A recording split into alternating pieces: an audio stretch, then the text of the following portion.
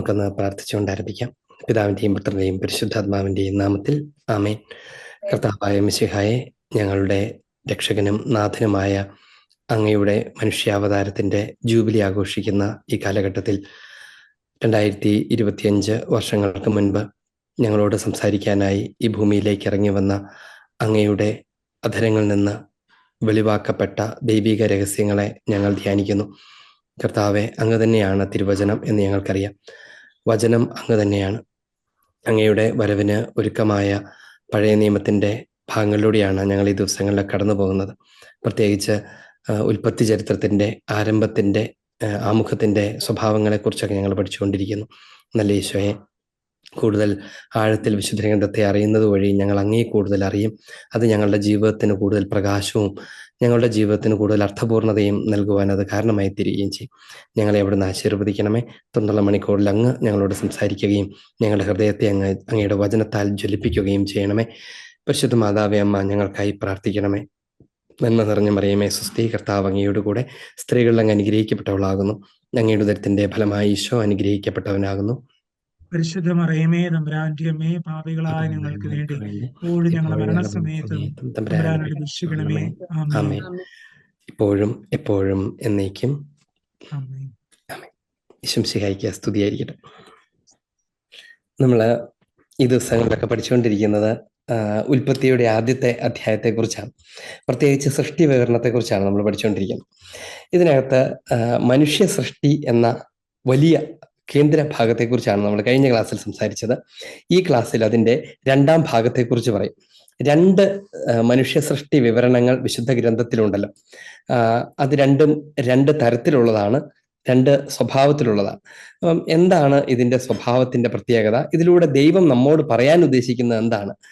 മണ്ണ് കുഴച്ച് അവനെ സൃഷ്ടിച്ചു എന്നൊക്കെ പറയുമ്പം ദൈവം ഏത് വിധത്തിലാണ് ഈ സൃഷ്ടി നടത്തിയത്, അതിനുപയോഗിച്ച ഉപകരണം എന്താണ്, മാധ്യമം എന്താണ് എന്ന് പറയുകയാണോ ഉദ്ദേശം എന്ന് തുടങ്ങുന്ന കാര്യങ്ങളൊക്കെയാണ് നമ്മൾ ഇന്ന് ക്ലാസ്സിൽ ചർച്ച ചെയ്യാനായിട്ടൊക്കെ പോകുന്നത്. ആദ്യത്തെ സൃഷ്ടി വിവരണത്തെക്കുറിച്ച് നമ്മൾ കഴിഞ്ഞ ക്ലാസ്സിൽ പറഞ്ഞു. ഇന്ന് നമ്മൾ രണ്ടാമത്തെ സൃഷ്ടി വിവരണം, അത് ഏദൻ തോട്ടവുമായി ബന്ധപ്പെടുത്തിയുള്ള ഒരു സൃഷ്ടി വിവരണമാണ്. രണ്ടാമത്തെ അധ്യായത്തിലാണ് അത് അതിൻ്റെ 5 മുതലുള്ള അധ്യായങ്ങളിൽ അതിലൊരു ആമുഖം പറഞ്ഞത് നമ്മൾ കഴിഞ്ഞ ക്ലാസ്സിൽ പറഞ്ഞായിരുന്നു. അതിങ്ങനെയാണ്: ദൈവമായ കർത്താവ്, അതായത് യാവേ എലോഹിം, ദൈവമായ കർത്താവ് ആകാശവും ഭൂമിയും സൃഷ്ടിച്ച നാളിൽ ഭൂമിയിൽ പുല്ലോ ചെടിയോ മുളച്ചിരുന്നില്ല എന്ന് പറഞ്ഞിട്ട് അതിന്റെ കാരണം പറഞ്ഞു. കാരണം ദൈവം മഴ പെയ്യിപ്പിച്ചുമില്ല, മനുഷ്യൻ കൃഷി ചെയ്തിരുന്നുമില്ല, അതുകൊണ്ട് ഭൂമിയിൽ ഒന്നും മുളച്ചിരുന്നില്ല എന്ന് പറഞ്ഞാൽ ഭൂമിയിലുള്ളതിൻ്റെയൊക്കെ പുറകിൽ ഈ ദൈവ മനുഷ്യ പങ്കാളിത്തമുണ്ട് എന്നാണ് നമ്മൾ കഴിഞ്ഞ ക്ലാസ്സിൽ അവസാനമായി പറഞ്ഞതെന്നാണ് എൻ്റെ ഓർമ്മ. ഭൂമിയിലുള്ളതിൻ്റെ ഒക്കെ പുറകിൽ അത് ദൈവത്തിന്റെ മാത്രമല്ല, അങ്ങനെ ദൈവത്തിന്റെ മാത്രമായൊരു പ്രപഞ്ചത്തിലേക്ക് നമ്മളെ കൊണ്ടുവന്നതുമല്ല, മനുഷ്യന്റെ മാത്രവുമല്ല, പകരം ഒരു ദൈവ മനുഷ്യ പങ്കാളിത്തത്തിന്റെ റിസൾട്ടാണ്, അല്ലെങ്കിൽ അതിന്റെ ബാക്കിയാണ് ഈ നമ്മൾ അധിവസിക്കുന്ന പ്രപഞ്ചവും അതിലുള്ള സകലതും എന്ന് അവിടുന്ന് നമ്മോട് പറയുകയാണ്. ഇതിനകത്ത് ഒരു ഘടകത്തെ മാറ്റി നിർത്താനാവില്ല. ദൈവത്തെ മാറ്റി നിർത്തിയാൽ പിന്നെ ഈ പ്രപഞ്ചത്തിനും നമ്മുടെ അധ്വാനത്തിനും ഫലമില്ല. നമ്മളെ മാറ്റി നിർത്തിയാൽ ഈ പ്രപഞ്ചം ലക്ഷ്യമില്ലാത്ത, അല്ലെങ്കിൽ ആർക്കു വേണ്ടി എന്നറിയാതെ സൃഷ്ടിക്കപ്പെട്ടതുപോലത്തെ ഒരു യാഥാർത്ഥ്യമായി മാറും എന്നുള്ളതാണ് അതിന്റെ പ്രശ്നം. അതുകൊണ്ട് തന്നെ നമ്മൾ ഇന്നത്തെ ക്ലാസ്സിൽ ഇതിന്റെ തുടർ ഭാഗത്തെക്കുറിച്ച്, ആദ്യത്തെ സൃഷ്ടി വിവരണം കഴിഞ്ഞ് രണ്ടാമത്തെ സൃഷ്ടി വിവരണത്തിൽ ദൈവ മനുഷ്യ പങ്കാളിത്തത്തെക്കുറിച്ച് ഒരു ആമുഖം പറഞ്ഞിട്ട് ഈ സൃഷ്ടി വിവരണത്തെക്കുറിച്ച് പറയുകയാണ്. അതിങ്ങനെയാണ് ആരംഭിക്കുന്നത്: ദൈവമായ കർത്താവ് ഭൂമിയിലെ പൂഴി കൊണ്ട് മനുഷ്യനെ രൂപപ്പെടുത്തുകയും അവന്റെ ജീവന്റെ ശ്വാസം അവന്റെ നാസാരന്ധ്രങ്ങളിലേക്ക് നിശ്വസിക്കുകയും ചെയ്തു. ദൈവം അവനെ പൂഴി കൊണ്ട് രൂപപ്പെടുത്തി. അതിനെന്താണ് ചെയ്തത്? ഭൂമിയിൽ നിന്നൊരു മൂടൽമഞ്ഞ് ഉയർന്ന് ഭൂതലമെല്ലാം നനച്ചു. അങ്ങനെയാണ് അതിന്റെ വിവരണം. ഭൂമിയിൽ നിന്നൊരു മഞ്ഞ് ഉയർന്ന് നനച്ചു എന്ന് പറഞ്ഞാൽ അത് അവര് സ്വാഭാവികമായും കണ്ടിട്ടുള്ള മഴയുടെ കാരണം ഭൂമിയിൽ നിന്ന് മഞ്ഞ് ഉയരുന്നു, ഈർപ്പം ഉയരുന്നു, അത് മഴയായി പെയ്യുന്നു എന്ന് അന്നത്തെ ഒരു സയൻസ് ഒന്നും ഡെവലപ്പ് ചെയ്തിട്ടില്ലാത്ത, മുകളിൽ നിന്ന് കവാടം തുറന്ന് മുകളിൽ അടച്ചു വെച്ചേക്കണ വെള്ളം തുറന്ന് താഴത്തേക്ക് ഒഴുക്കുകയാണ് എന്ന് വിചാരിച്ചിരുന്ന ഒരു കാലഘട്ടത്തിന് എത്രയോ 1000 വർഷമെങ്കിലും മുൻപ് എഴുതപ്പെട്ട വിശുദ്ധ ഗ്രന്ഥത്തിനകത്ത് രേഖപ്പെടുത്തുകയാണ്, മണ്ണിൽ നിന്ന്, ഭൂമിയിൽ നിന്ന് ഒരു മഞ്ഞ് ഉയർന്ന് അത് മഴയായി താഴേക്ക് വീണ് ഭൂതലമെല്ലാം നനച്ചു എന്ന് പറഞ്ഞാൽ ദൈവം ഈ പ്രപഞ്ചത്തിനകത്ത് സംവിധാനം ചെയ്തിരിക്കുന്ന പ്രാപഞ്ചിക രഹസ്യങ്ങളുടെയൊക്കെ ഒരു ആന്തരിക തിരിച്ചറിവ് എന്ന് പറഞ്ഞാൽ ഒരു പഠിച്ചിട്ടോ സയൻസ് വഴി അതിങ്ങനെ നീരാവി ഉയരുന്നതൊന്നും ആരും കണ്ടുപിടിച്ചിട്ടൊന്നുമല്ല. പക്ഷെ ഈ പ്രപഞ്ചത്തിന്റെ കാര്യങ്ങളൊക്കെ എങ്ങനെ നടക്കുന്നു എന്നതിനെക്കുറിച്ചുള്ള പ്രധാനമായ അടിസ്ഥാനപരമായ ഒരു ആന്തരിക ഉൾക്കാഴ്ച കൂടെ ഈ വിശുദ്ധഗ്രന്ഥകാരന്മാരുടെ രചനകൾക്കകത്ത് ഉണ്ടാകുന്നു എന്ന് പറയുന്നത് അത് അവര് മാത്രമല്ല, ഇത് സൃഷ്ടിച്ച ദൈവത്തിന്റെ പങ്കാളിത്തം കൂടെ അതിനകത്തുണ്ട് എന്ന സൂചന നൽകുന്നതാണ്. ഇന്ന് നമുക്ക് മനസ്സിലാവും, സൂചന നൽകുന്നതാണ്. ഞാൻ നേരത്തെയൊക്കെ പറഞ്ഞിട്ടുള്ള പോലെ അത് ഉപയോഗിച്ച് ശാസ്ത്രീയ രഹസ്യങ്ങൾ വിവരിക്കാം, ബൈബിളിനെ ഉദ്ധരിച്ചുകൊണ്ട് ശാസ്ത്രീയ വിവരണങ്ങൾ കണ്ടെത്താം എന്നുള്ള അവകാശവാദത്തിന് വേണ്ടിയുള്ളതല്ല. പകരം അതിനകത്തുള്ള ഒരു ഡിവൈൻ എലമെന്റിനെ കുറിച്ച് പരാമർശിക്കാൻ അത് സഹായകരമാണ്. എന്നിട്ട് എന്താണ് ചെയ്തത് ഇങ്ങനെയാണ്. ദൈവം കർത്താവ് ഭൂമിയിലെ പൂഴി കൊണ്ട് മനുഷ്യനെ രൂപപ്പെടുത്തി. 2 സ്റ്റെപ്പായിട്ടാണ്. ആദ്യത്തേത് പൂഴി കൊണ്ട് മനുഷ്യനെ രൂപപ്പെടുത്തി. പൂഴിയെ സംബന്ധിച്ച് പൂഴിക്ക് രൂപമൊന്നുമില്ല. അതിങ്ങനെ കുറച്ച് കൊട്ടിയിട്ട് കഴിഞ്ഞാൽ അതിങ്ങനെ പരന്നങ്ങ് ഒഴുകി കിടക്കും എന്നല്ലാതെ ഈ പൂഴിക്ക് പ്രത്യേകിച്ച് രൂപമൊന്നുമില്ല. പ്രത്യേകിച്ച് മിഡിൽ ഈസ്റ്റ് പശ്ചാത്തലത്തിൽ അവിടെ ഈ പൂഴി ധാരാളമാണ് താനും. എന്ന് പറഞ്ഞാൽ ഡ്രൈ ലാൻഡാണ്. കടല് ഒരു കാലത്ത് കടലായിരുന്നു, കടൽ മാറിപ്പോയ ഇതാണ്. മണലാരണ്യമായിട്ടൊക്കെ കിടക്കുകയൊക്കെ ചെയ്യുന്ന പൂഴിയാണ്. ഈ മണലാരണ്യം, മരുഭൂമി അവർക്കറിയാം, ഇത് മണൽ വാരിയിട്ട് കഴിഞ്ഞാൽ അതിന് ഷേപ്പ് ഒന്നുമില്ല. രൂപരഹിതമായ ഒരു സ്ഥലത്ത് രൂപം ഉണ്ടാക്കുന്നു. ഇതിന്റെ പുറകിലുള്ള അവരുടെ ജീവിതാനുഭവം, ഈ തിരിച്ചറിവിന്റെ പുറകിലുള്ള അവരുടെ ജീവിതാനുഭവം ഇസ്രായേലുമായി ബന്ധപ്പെട്ട് കിടക്കുന്നതാണെന്ന് ഞാൻ നേരത്തെ പറഞ്ഞിട്ടുണ്ട്. അതായത് അടിമകളായി ഇങ്ങനെ ചെതറിയ പോലെ കഴിഞ്ഞിരുന്ന ആളുകളെ ദൈവം ശേഖരിച്ചു കൂട്ടി ഒരു ജനമാക്കി തീർത്തു. പല വഴിക്ക് സ്വന്തം കാര്യം നോക്കി നടത്തിരുന്ന അവരെ മരുഭൂമിയിലൂടെ നടത്തി അവരെ ഒരു ജനമാക്കി, ഇസ്രായേൽ എന്ന ജനമാക്കി തീർത്തു. ഇതിനെ പാരലായിട്ടാണ് സൃഷ്ടി വിവരണത്തെ അവതരിപ്പിക്കുന്നത്. അതായത് പൂഴി പോലെ ഇങ്ങനെ കിടന്ന് രൂപരഹിതമായി കിടന്നിരുന്ന പൂഴിയെ ദൈവം വാരിയെടുത്ത് അവയെ വെള്ളം കൊണ്ട് കുതിർത്ത് എന്നാണല്ലോ അതിന്റെ ധ്വനി, രൂപപ്പെടുത്തി എന്നാണ് ആ വാക്ക്. രൂപപ്പെടുത്തി, രൂപം നൽകി എന്ന് വെച്ചാൽ ഇങ്ങനെ എന്താ പറയാ, അതിൽ തന്നെ അതിന്റെ പാർട്ടിക്കിൾസിനൊന്നും അതിൽ തന്നെ കൂട്ടായ്മയും മൂല്യവും ഇല്ലാതിരിക്കെ ഒരു എക്സ്റ്റേണൽ ഹാൻഡാണ് അതിനെ രൂപപ്പെടുത്തിയത് എന്ന് വെച്ചാൽ നമുക്ക് വേണമെങ്കിൽ ചിലപ്പോഴൊക്കെ ചില സയൻസ് ജേണലുകളോ അല്ലെങ്കിൽ അങ്ങനെ വായിക്കുകയൊക്കെ ചെയ്ത് നമുക്ക് മനസ്സിലാവും മനുഷ്യശരീരത്തിൽ എന്താണുള്ളത്. അതിനെ വളരെ തീർത്തും നാച്ചുറൽ സയൻസിന്റെ പെർസ്പെക്റ്റീവിൽ അപഗ്രഥിച്ചാൽ അതിനകത്തുള്ളത് കുറെ മൂലകങ്ങളൊക്കെയാണ്, അല്ലെ? നമുക്കറിയാം നമ്മുടെ ശരീരത്തിനകത്ത് എന്തൊക്കെയാ ഉള്ളത്. അതിനകത്തുള്ള സാധനം കുറെ മിനറൽസ് ഉണ്ട്, മൂലകങ്ങളുണ്ട്, ഇങ്ങനെ എല്ലാം കൂടി ചേർന്നത്. ഇതിനെയൊക്കെ വേർതിരിച്ചെടുത്ത എല്ലാം ഇച്ചിരി ഇങ്ങനെയാണ്, ഇത്ര ഗ്രാം ഫോസ്ഫറസ് എന്നൊക്കെ പറഞ്ഞിട്ട്. പക്ഷെ ഇതെല്ലാം കൂടിയാ മനുഷ്യനാവും. ഇതെല്ലാം കൂടി അതേ അളവിൽ നമ്മൾ വാരി കൂട്ടി വെച്ചാൽ ഒന്നും മനുഷ്യനാവില്ല. എന്ന് വെച്ചാൽ അവ അതിൽ തന്നെ ലക്ഷ്യമുള്ളതല്ല. എന്ന് പറഞ്ഞാൽ നമ്മുടെ ഒരു കോശങ്ങളോ അല്ലെങ്കിൽ മനുഷ്യനെ നിർമ്മിച്ചിരിക്കുന്ന മൂലകങ്ങളോ അതിനെ സൂചിപ്പിക്കാൻ വേണ്ടിയാണ് മണ്ണ് എന്ന് പറയുന്നത്. എന്ന് പറഞ്ഞാൽ അവയ്ക്ക് തന്നെ അതിൽ തന്നെ വലിയ മൂല്യമൊന്നുമില്ല. പക്ഷെ ആ മണ്ണ് കൊണ്ട് ഒരു രൂപം ഉണ്ടാക്കി കഴിയുമ്പോൾ ആ രൂപത്തിന് വലിയ വിലയുണ്ടാവും. ഉദാഹരണത്തിന് ഒരു നല്ല ശില്പി കളിമണ്ണ് കുഴച്ച് നല്ലൊരു പാത്രം ഉണ്ടാക്കി. പിന്നെ ആ മണ്ണിന്റെ വിലയല്ല ഉള്ളത്, പാത്രത്തിന്റെ വിലയാണുള്ളത്. അല്ലെങ്കിൽ ഒരു നല്ല രാജശില്പി ആ രാജ്യത്തിലെ രാജകുമാരിയുടെ ഒരു നല്ല ശില്പം ഈ മണ്ണ് കുഴച്ചുണ്ടാക്കി. അന്നത്തെ കാലത്ത് മണ്ണൊക്കെയാണ്, പ്ലാസ്റ്റർ ഓഫ് പാരീസ് ഒന്നും അത്ര പോപ്പുലർ അല്ലാത്തൊരു കാലമാണെന്ന് വിചാരിച്ചു. മണ്ണ് കുഴച്ച് ഉണ്ടാക്കി. പിന്നീട് അത് വിൽക്കുന്നതോ അല്ലെങ്കിൽ സ്ഥലത്ത് വിലയായി കരുതുന്നതോ അതിനുപയോഗിച്ച മണ്ണിന്റെ വില നോക്കിയിട്ടല്ല. ഇത്ര കിലോ മണ്ണുണ്ട് എന്നതല്ലല്ലോ അതിന്റെ വിലയുടെ കാര്യം. പകരം അതിന്റെ വിലയ്ക്ക് ആ വസ്തു അതിന്റെ സൃഷ്ടാവിനോട് കടപ്പെട്ടിരിക്കുന്നു. അതായത് ഈ ശില്പി ആ മണ്ണിന്, ചുമ്മാ പറഞ്ഞ മണ്ണാണ്, ഒരു 10 കിലോ മണ്ണെടുത്തിട്ട് രാജകുമാരിയെ ഉണ്ടാക്കി, രാജകുമാരിയുടെ രൂപം ഉണ്ടാക്കി. പിന്നെ ആ രൂപത്തിന്റെ വില ആ വാരിയെടുത്ത മണ്ണിനോടല്ല കടപ്പെട്ടിരിക്കുന്നത്, അതിനെ ശില്പമാക്കി മാറ്റിയ ശില്പിയോടാണ് കടപ്പെട്ടിരിക്കുന്നത്. അതുകൊണ്ട് അതിന്റെ മൂല്യം ആ മണ്ണിന്റെ വില ആയിരിക്കില്ല, വളരെ ഉയർന്ന മൂല്യമായിരിക്കും. അടുത്തത് ഇത് എന്തിന്റെ രൂപമാണ് എന്നുള്ളതാണ് അതിന്റെ വിലയുടെ രണ്ടാമത്തെ ഘടകം. എന്തിന്റെ രൂപമാണ്? ഇത് രാജകുമാരിയുടെ ശില്പമാണ്. ഒരു പശുവിനെയോ പോത്തിനെയോ ഉണ്ടാക്കിയിരുന്നെങ്കിൽ അതിനെ എവിടെയെങ്കിലും കൊണ്ടിടാം. പക്ഷെ രാജകുമാരിയുടെ രൂപം ഉണ്ടാക്കി കഴിഞ്ഞാൽ പിന്നെ എന്ത് ചെയ്യാൻ പറ്റും? അതൊരു നല്ലൊരു സ്ഥലത്ത് പ്രതിഷ്ഠിക്കുകയല്ലാതെ ചന്തയിൽ കൊണ്ടിടാൻ പറ്റുമോ രാജാവിന്? പറ്റില്ല. കാരണം അതിന്റെ ഇമേജ് എന്തിൻ്റെതാണെന്നുള്ളതാണ് ചോദ്യം. ഇതിന്റെ ഉത്തരമാണ് നേരത്തെ പറഞ്ഞത്, ദൈവം മനുഷ്യനെ സ്വന്തം ഛായയിലും സാദൃശ്യത്തിലും സൃഷ്ടിച്ചു. അപ്പൊ ദൈവം തന്റെ കരം കൊണ്ടാണ് സൃഷ്ടിച്ചത്. അപ്പൊ അതുകൊണ്ട് തന്നെ ആ സൃഷ്ടിച്ച ആളുടെ മൂല്യം അതിനകത്തേക്ക് കലരുന്നു. രണ്ടാമത് സൃഷ്ടിച്ച് കഴിയുമ്പോഴോ ആരുടെ ഛായയിലാണ്? ദൈവത്തിന്റെ ഛായയിലാണുള്ളത്. ഈ ഛായ സദൃശ്യം എന്ന് പറയുന്നത് ഷേപ്പ് മാത്രമല്ല എന്ന് ഞാൻ നേരത്തെ നമ്മൾ സംസാരിച്ചിട്ടുള്ളതാണ്. എന്നാൽ തന്നെയും അപ്പൊ പിന്നീട് ആ മനുഷ്യന്റെ ഛായയ്ക്ക് അവൻ ദൈവത്തോട് കടപ്പെട്ടിരിക്കുന്നു, അതുകൊണ്ട് അവൻ മൂല്യമുള്ളവനാണ് എന്നാണ്. മണ്ണിന്റെ വിലയായിട്ടല്ല അവനെ കരുതേണ്ടത്. ഈ പ്രപഞ്ചത്തിലെ മറ്റു വസ്തുക്കളുടെയും ജന്തുജാലങ്ങളുടെയും വിലയ്ക്ക് തുല്യമായിട്ടല്ല അവനെ കരുതേണ്ടത്. അവൻ അതിനേക്കാൾ അതിശ്രേഷ്ഠവും ഉന്നതവുമായ മൂല്യമുണ്ട്. അതേസമയം അവൻ മണ്ണ് തന്നെയാണ് താൻ. ഈ കോൺട്രഡിക്ഷൻ അവതരിപ്പിക്കുകയാണ്. അതായത് അതിശ്രേഷ്ഠമായ എലമെന്റ്സ് ഉള്ള അവ കൊണ്ട് സൃഷ്ടിക്കപ്പെട്ടിരിക്കുന്നവനാണ് മനുഷ്യൻ. At the same time he's fragile.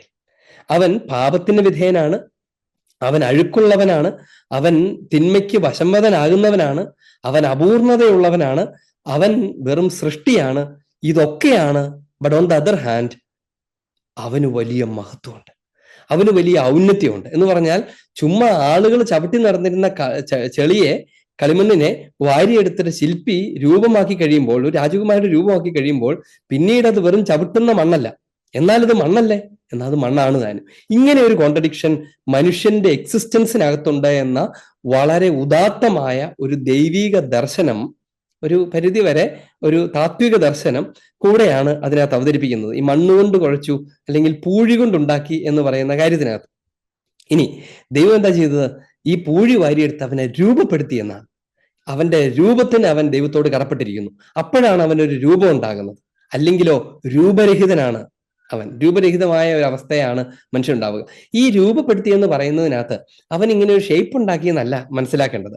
പകരം അവനെ അവനാക്കുന്ന ഘടകങ്ങൾ അവനിൽ ഉൾച്ചേർത്തു എന്ന് മനസ്സിലാക്കണം. അവനെ അവനാക്കുന്ന ഘടകങ്ങൾ അവനിൽ ഉൾച്ചേർത്തു. എന്താണ് സത്യത്തിൽ ഈ രൂപപ്പെടുത്തലിനകത്ത് നടത്തിയത്? ദൈവം മണ്ണിന്റെ ഭാഗമായ വസ്തുവകളെ അവന്റെ കൂടെ ചേർത്തു. അല്ലെ, നമ്മൾ ഡിസിൻറ്റഗ്രേറ്റ് ചെയ്യുമ്പോൾ നമ്മൾ മണ്ണായി തീരും. അവയെ ചേർത്തു. എന്നിട്ട് അവന് മനസ്സ് നൽകി, മനസാക്ഷി നൽകി, ആത്മാവ് നൽകി, ജീവൻ നൽകി. ഇങ്ങനെയുള്ള കുറെ ഘടകങ്ങളെയാണ് ഒരുമിച്ച് ചേർത്തത്. അപ്പൊ രൂപപ്പെടുത്തിയെന്ന് പറഞ്ഞാൽ നമ്മൾ വെറുതെ സാധാരണ വിചാരിക്കുന്ന പോലെ ഒരു ശില്പി എന്നിട്ട് ഷേപ്പ് ഉണ്ടാക്കിയെന്നല്ല അതിന്റെ അർത്ഥം. പകരം അതിനൊരു രൂപം നൽകി, വിവിധ ഘടകങ്ങളെ കൂട്ടിച്ചേർത്ത് അവനെ അവനായിരിക്കുന്ന അവസ്ഥയിലേക്ക് ഉയർത്തി. എന്ന് വെച്ചാൽ അതിന്റെ അർത്ഥം എന്നറിയാമോ? ഇതെല്ലാം കൂടി കൂട്ടിച്ചേർക്കുന്ന ഒരാളില്ലെങ്കിൽ ആ കൂട്ടിച്ചേർക്കപ്പെട്ട സാധനമില്ല, അതോ ഒന്നും കൂട്ടിച്ചേർക്കപ്പെട്ടിട്ടില്ല. എന്ന് വെച്ചാൽ ഈ ഭൂമിയിൽ നിന്ന് ഈ യുക്തിവാദികളൊക്കെ സംസാരിക്കുന്നത് പോലെ ഈ പ്രപഞ്ചത്തിന്റെ സ്വാഭാവികതയിൽ നിന്ന് അങ്ങൊരു ജീവൻ അങ്ങ് ഉണ്ടായി വന്ന് ഒരു ജീവി ഉണ്ടായി, ആ ജീവി പിന്നെ പരിണമിച്ച് ഇതുപോലത്തെ ഒരു ജീവിയായി അങ്ങ് മാറി എന്ന് പറഞ്ഞാലുള്ള കുഴപ്പം അവന്റെ എക്സിസ്റ്റൻസിന് വിലയില്ലാതിരിക്കും എന്നാണ്. പകരം ഇവിടെ എന്താണ്? ഇവിടെ ദൈവം വിവിധ ഘടകങ്ങൾ കൂട്ടിച്ചേർക്കുകയാണ്. സ്വാഭാവികമായിട്ടും ഉണ്ടാവുകയല്ല, ദൈവം വിവിധ ഘടകങ്ങൾ കൂട്ടിച്ചേർത്താണ്. അപ്പം അത് മനുഷ്യനെ പോലെ, മൃഗത്തെ പോലെയല്ല, അതിനു ഉപരിയായ ആത്മാവിനെ, മനസാക്ഷിയെ തുടങ്ങിയ അവൻ അതീതമായ ഗുണങ്ങളെയും നന്മകളെയും പ്രത്യേകതകളെയും കൂടെ കൂട്ടിച്ചേർത്തിട്ടാണ് ദൈവം മനുഷ്യനെ സൃഷ്ടിക്കുന്നത്. ഇനി കർത്താവ് ഭൂമിയിലെ പൂഴി കൊണ്ട് മനുഷ്യനെ രൂപപ്പെടുത്തിയെന്ന് പറയുമ്പം അതിന്റെ ഉള്ളിൽ കിടക്കുന്ന ദർശനത്തിലേക്കാണ് ഇനി നമ്മൾ സംസാരിച്ചു വരാൻ പോകുന്നത്. അതെന്താണെന്ന് അറിയാമോ? ആളുകൾ ചുമ്മാ തമാശയൊക്കെ പറഞ്ഞാൽ ചുമ്മാ ചെളി കുഴച്ചിട്ട് ഉണ്ടാക്കിയ ദൈവം ഇങ്ങനെ ഒരു ദിവസം പോയിരുന്നിട്ടേ മണ്ണ് കുഴച്ചിട്ട് മനുഷ്യനെ ഉണ്ടാക്കിയിട്ട് ഇങ്ങനെ പടച്ചു വിട്ടു ഇത്രേ എന്നൊക്കെ പറഞ്ഞിട്ട് യുക്തിവാദികൾ പരിഹസിച്ചിരിക്കുന്നതൊക്കെ നമ്മൾ കാണും. ഇതൊരു തീർത്തും ആലങ്കാരികമായ സംസാരമാണ് എന്ന് ധരിക്കാൻ പോലും കഴിയാതിരിക്കുന്ന ഒരു യുക്തിവാദി എങ്ങനെയാണോ ഈ പോയം കവിതകളെയൊക്കെ മനസ്സിലാക്കുന്നത് ഞാൻ വല്ലാതെ അത്ഭുതപ്പെട്ടിട്ടുണ്ട്. ഒരു കവിത പോലും അവന് മനസ്സിലാക്കാൻ പറ്റിയെന്ന് വരില്ല. എന്ന് പറഞ്ഞാൽ എന്താ പറയാ, സൂര്യൻ വൈകുന്നേരത്തെ വിശ്രമത്തിനായി പുറപ്പെട്ടു എന്നൊക്കെ ഒരു കവി എഴുതി കഴിഞ്ഞാൽ അയാൾ ആ കവിയെ പുച്ഛിച്ചൊരു വഴിക്കാക്കുമല്ലോ. ഇവിടെ ഇതിന്റെ അർത്ഥം എന്താണെന്ന് അറിയാമോ? ഇതിന്റെ അർത്ഥം വളരെ ഡീപ്പാണ്. അതായത് ഇതിനകത്ത് ഉൾച്ചേർന്നിരിക്കുന്ന കുറെ കാര്യങ്ങളെ കുറിച്ച് പറയാം. അവർക്ക് അനുഭവജ്ഞാനമുള്ള ഒരു ഒരു ഒരു ഒരു യാഥാർത്ഥ്യത്തെ എടുത്തുകൊണ്ടാണ് ഈ വിശുദ്ധ ഗ്രന്ഥകാരനിലൂടെ പരിശുദ്ധാത്മാവ് സൃഷ്ടി വിവരണത്തെക്കുറിച്ച് പറയുന്നത്. ഞാൻ നേരത്തെ പറഞ്ഞിട്ടുണ്ട്, ഇത് എങ്ങനെ സൃഷ്ടിച്ചു എന്ന് പറയാൻ വേണ്ടിയുള്ളതല്ല, പകരം എന്തിനു സൃഷ്ടിച്ചു എന്നും ആ സൃഷ്ടിയുടെ അർത്ഥം എന്താണ് എന്നും പറയാൻ വേണ്ടിയിട്ടുള്ളതാണ്. എങ്ങനെ സൃഷ്ടിച്ചു എന്ന് പറയാനുള്ള മെത്തഡോളജി അല്ല. അതായത് ഈ മനുഷ്യനെ ഉണ്ടാക്കിയേക്കുന്നത് എത്ര DNA, അതിന്റെ സ്ട്രക്ചർ എന്താണ്, ഇതൊന്നും പറയാനല്ല.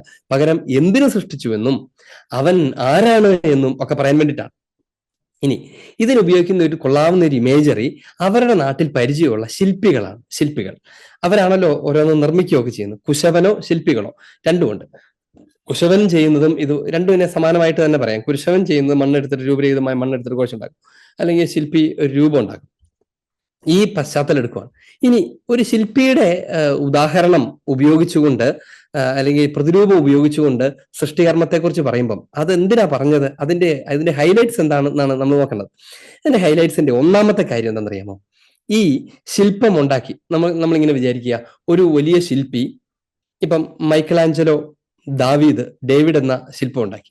അത് ഭയങ്കര പ്രസിദ്ധമാണ്. ഇങ്ങനെ നെഞ്ചു വിരിച്ചു നിൽക്കുന്ന ശക്തനും അതികായനുമായ ഡേവിഡിന്റെ തേജസ്സാർന്ന ഒരു പൂർണ്ണകായ പ്രതിമ ഉണ്ടാക്കി വെച്ചിട്ടുണ്ട്. അവിടെ ചെന്നവർ കാണാൻ പറ്റും. ഈ ഡേവിഡ് വളരെ ഫേമസ് ആണ്. ഈ ഡേവിഡിന്റെ പ്രതിമ, ദാവീദിന്റെ പ്രതിമ, അതിനു മുമ്പ് ഒരു വലിയ മാർബിൾ പീസായിരുന്നു, ഒരു ചതുരക്കട്ടയായിരുന്നു. ഒരു ചതുരക്കട്ട മാർബിളിനെയാണ്, ഇറ്റാലിയൻ മാർബിൾ, അതിനെയാണ് ഇങ്ങനെ കട്ട് ചെയ്ത് ചതുരത്തിൽ എടുത്തുകൊണ്ട് വന്നത്.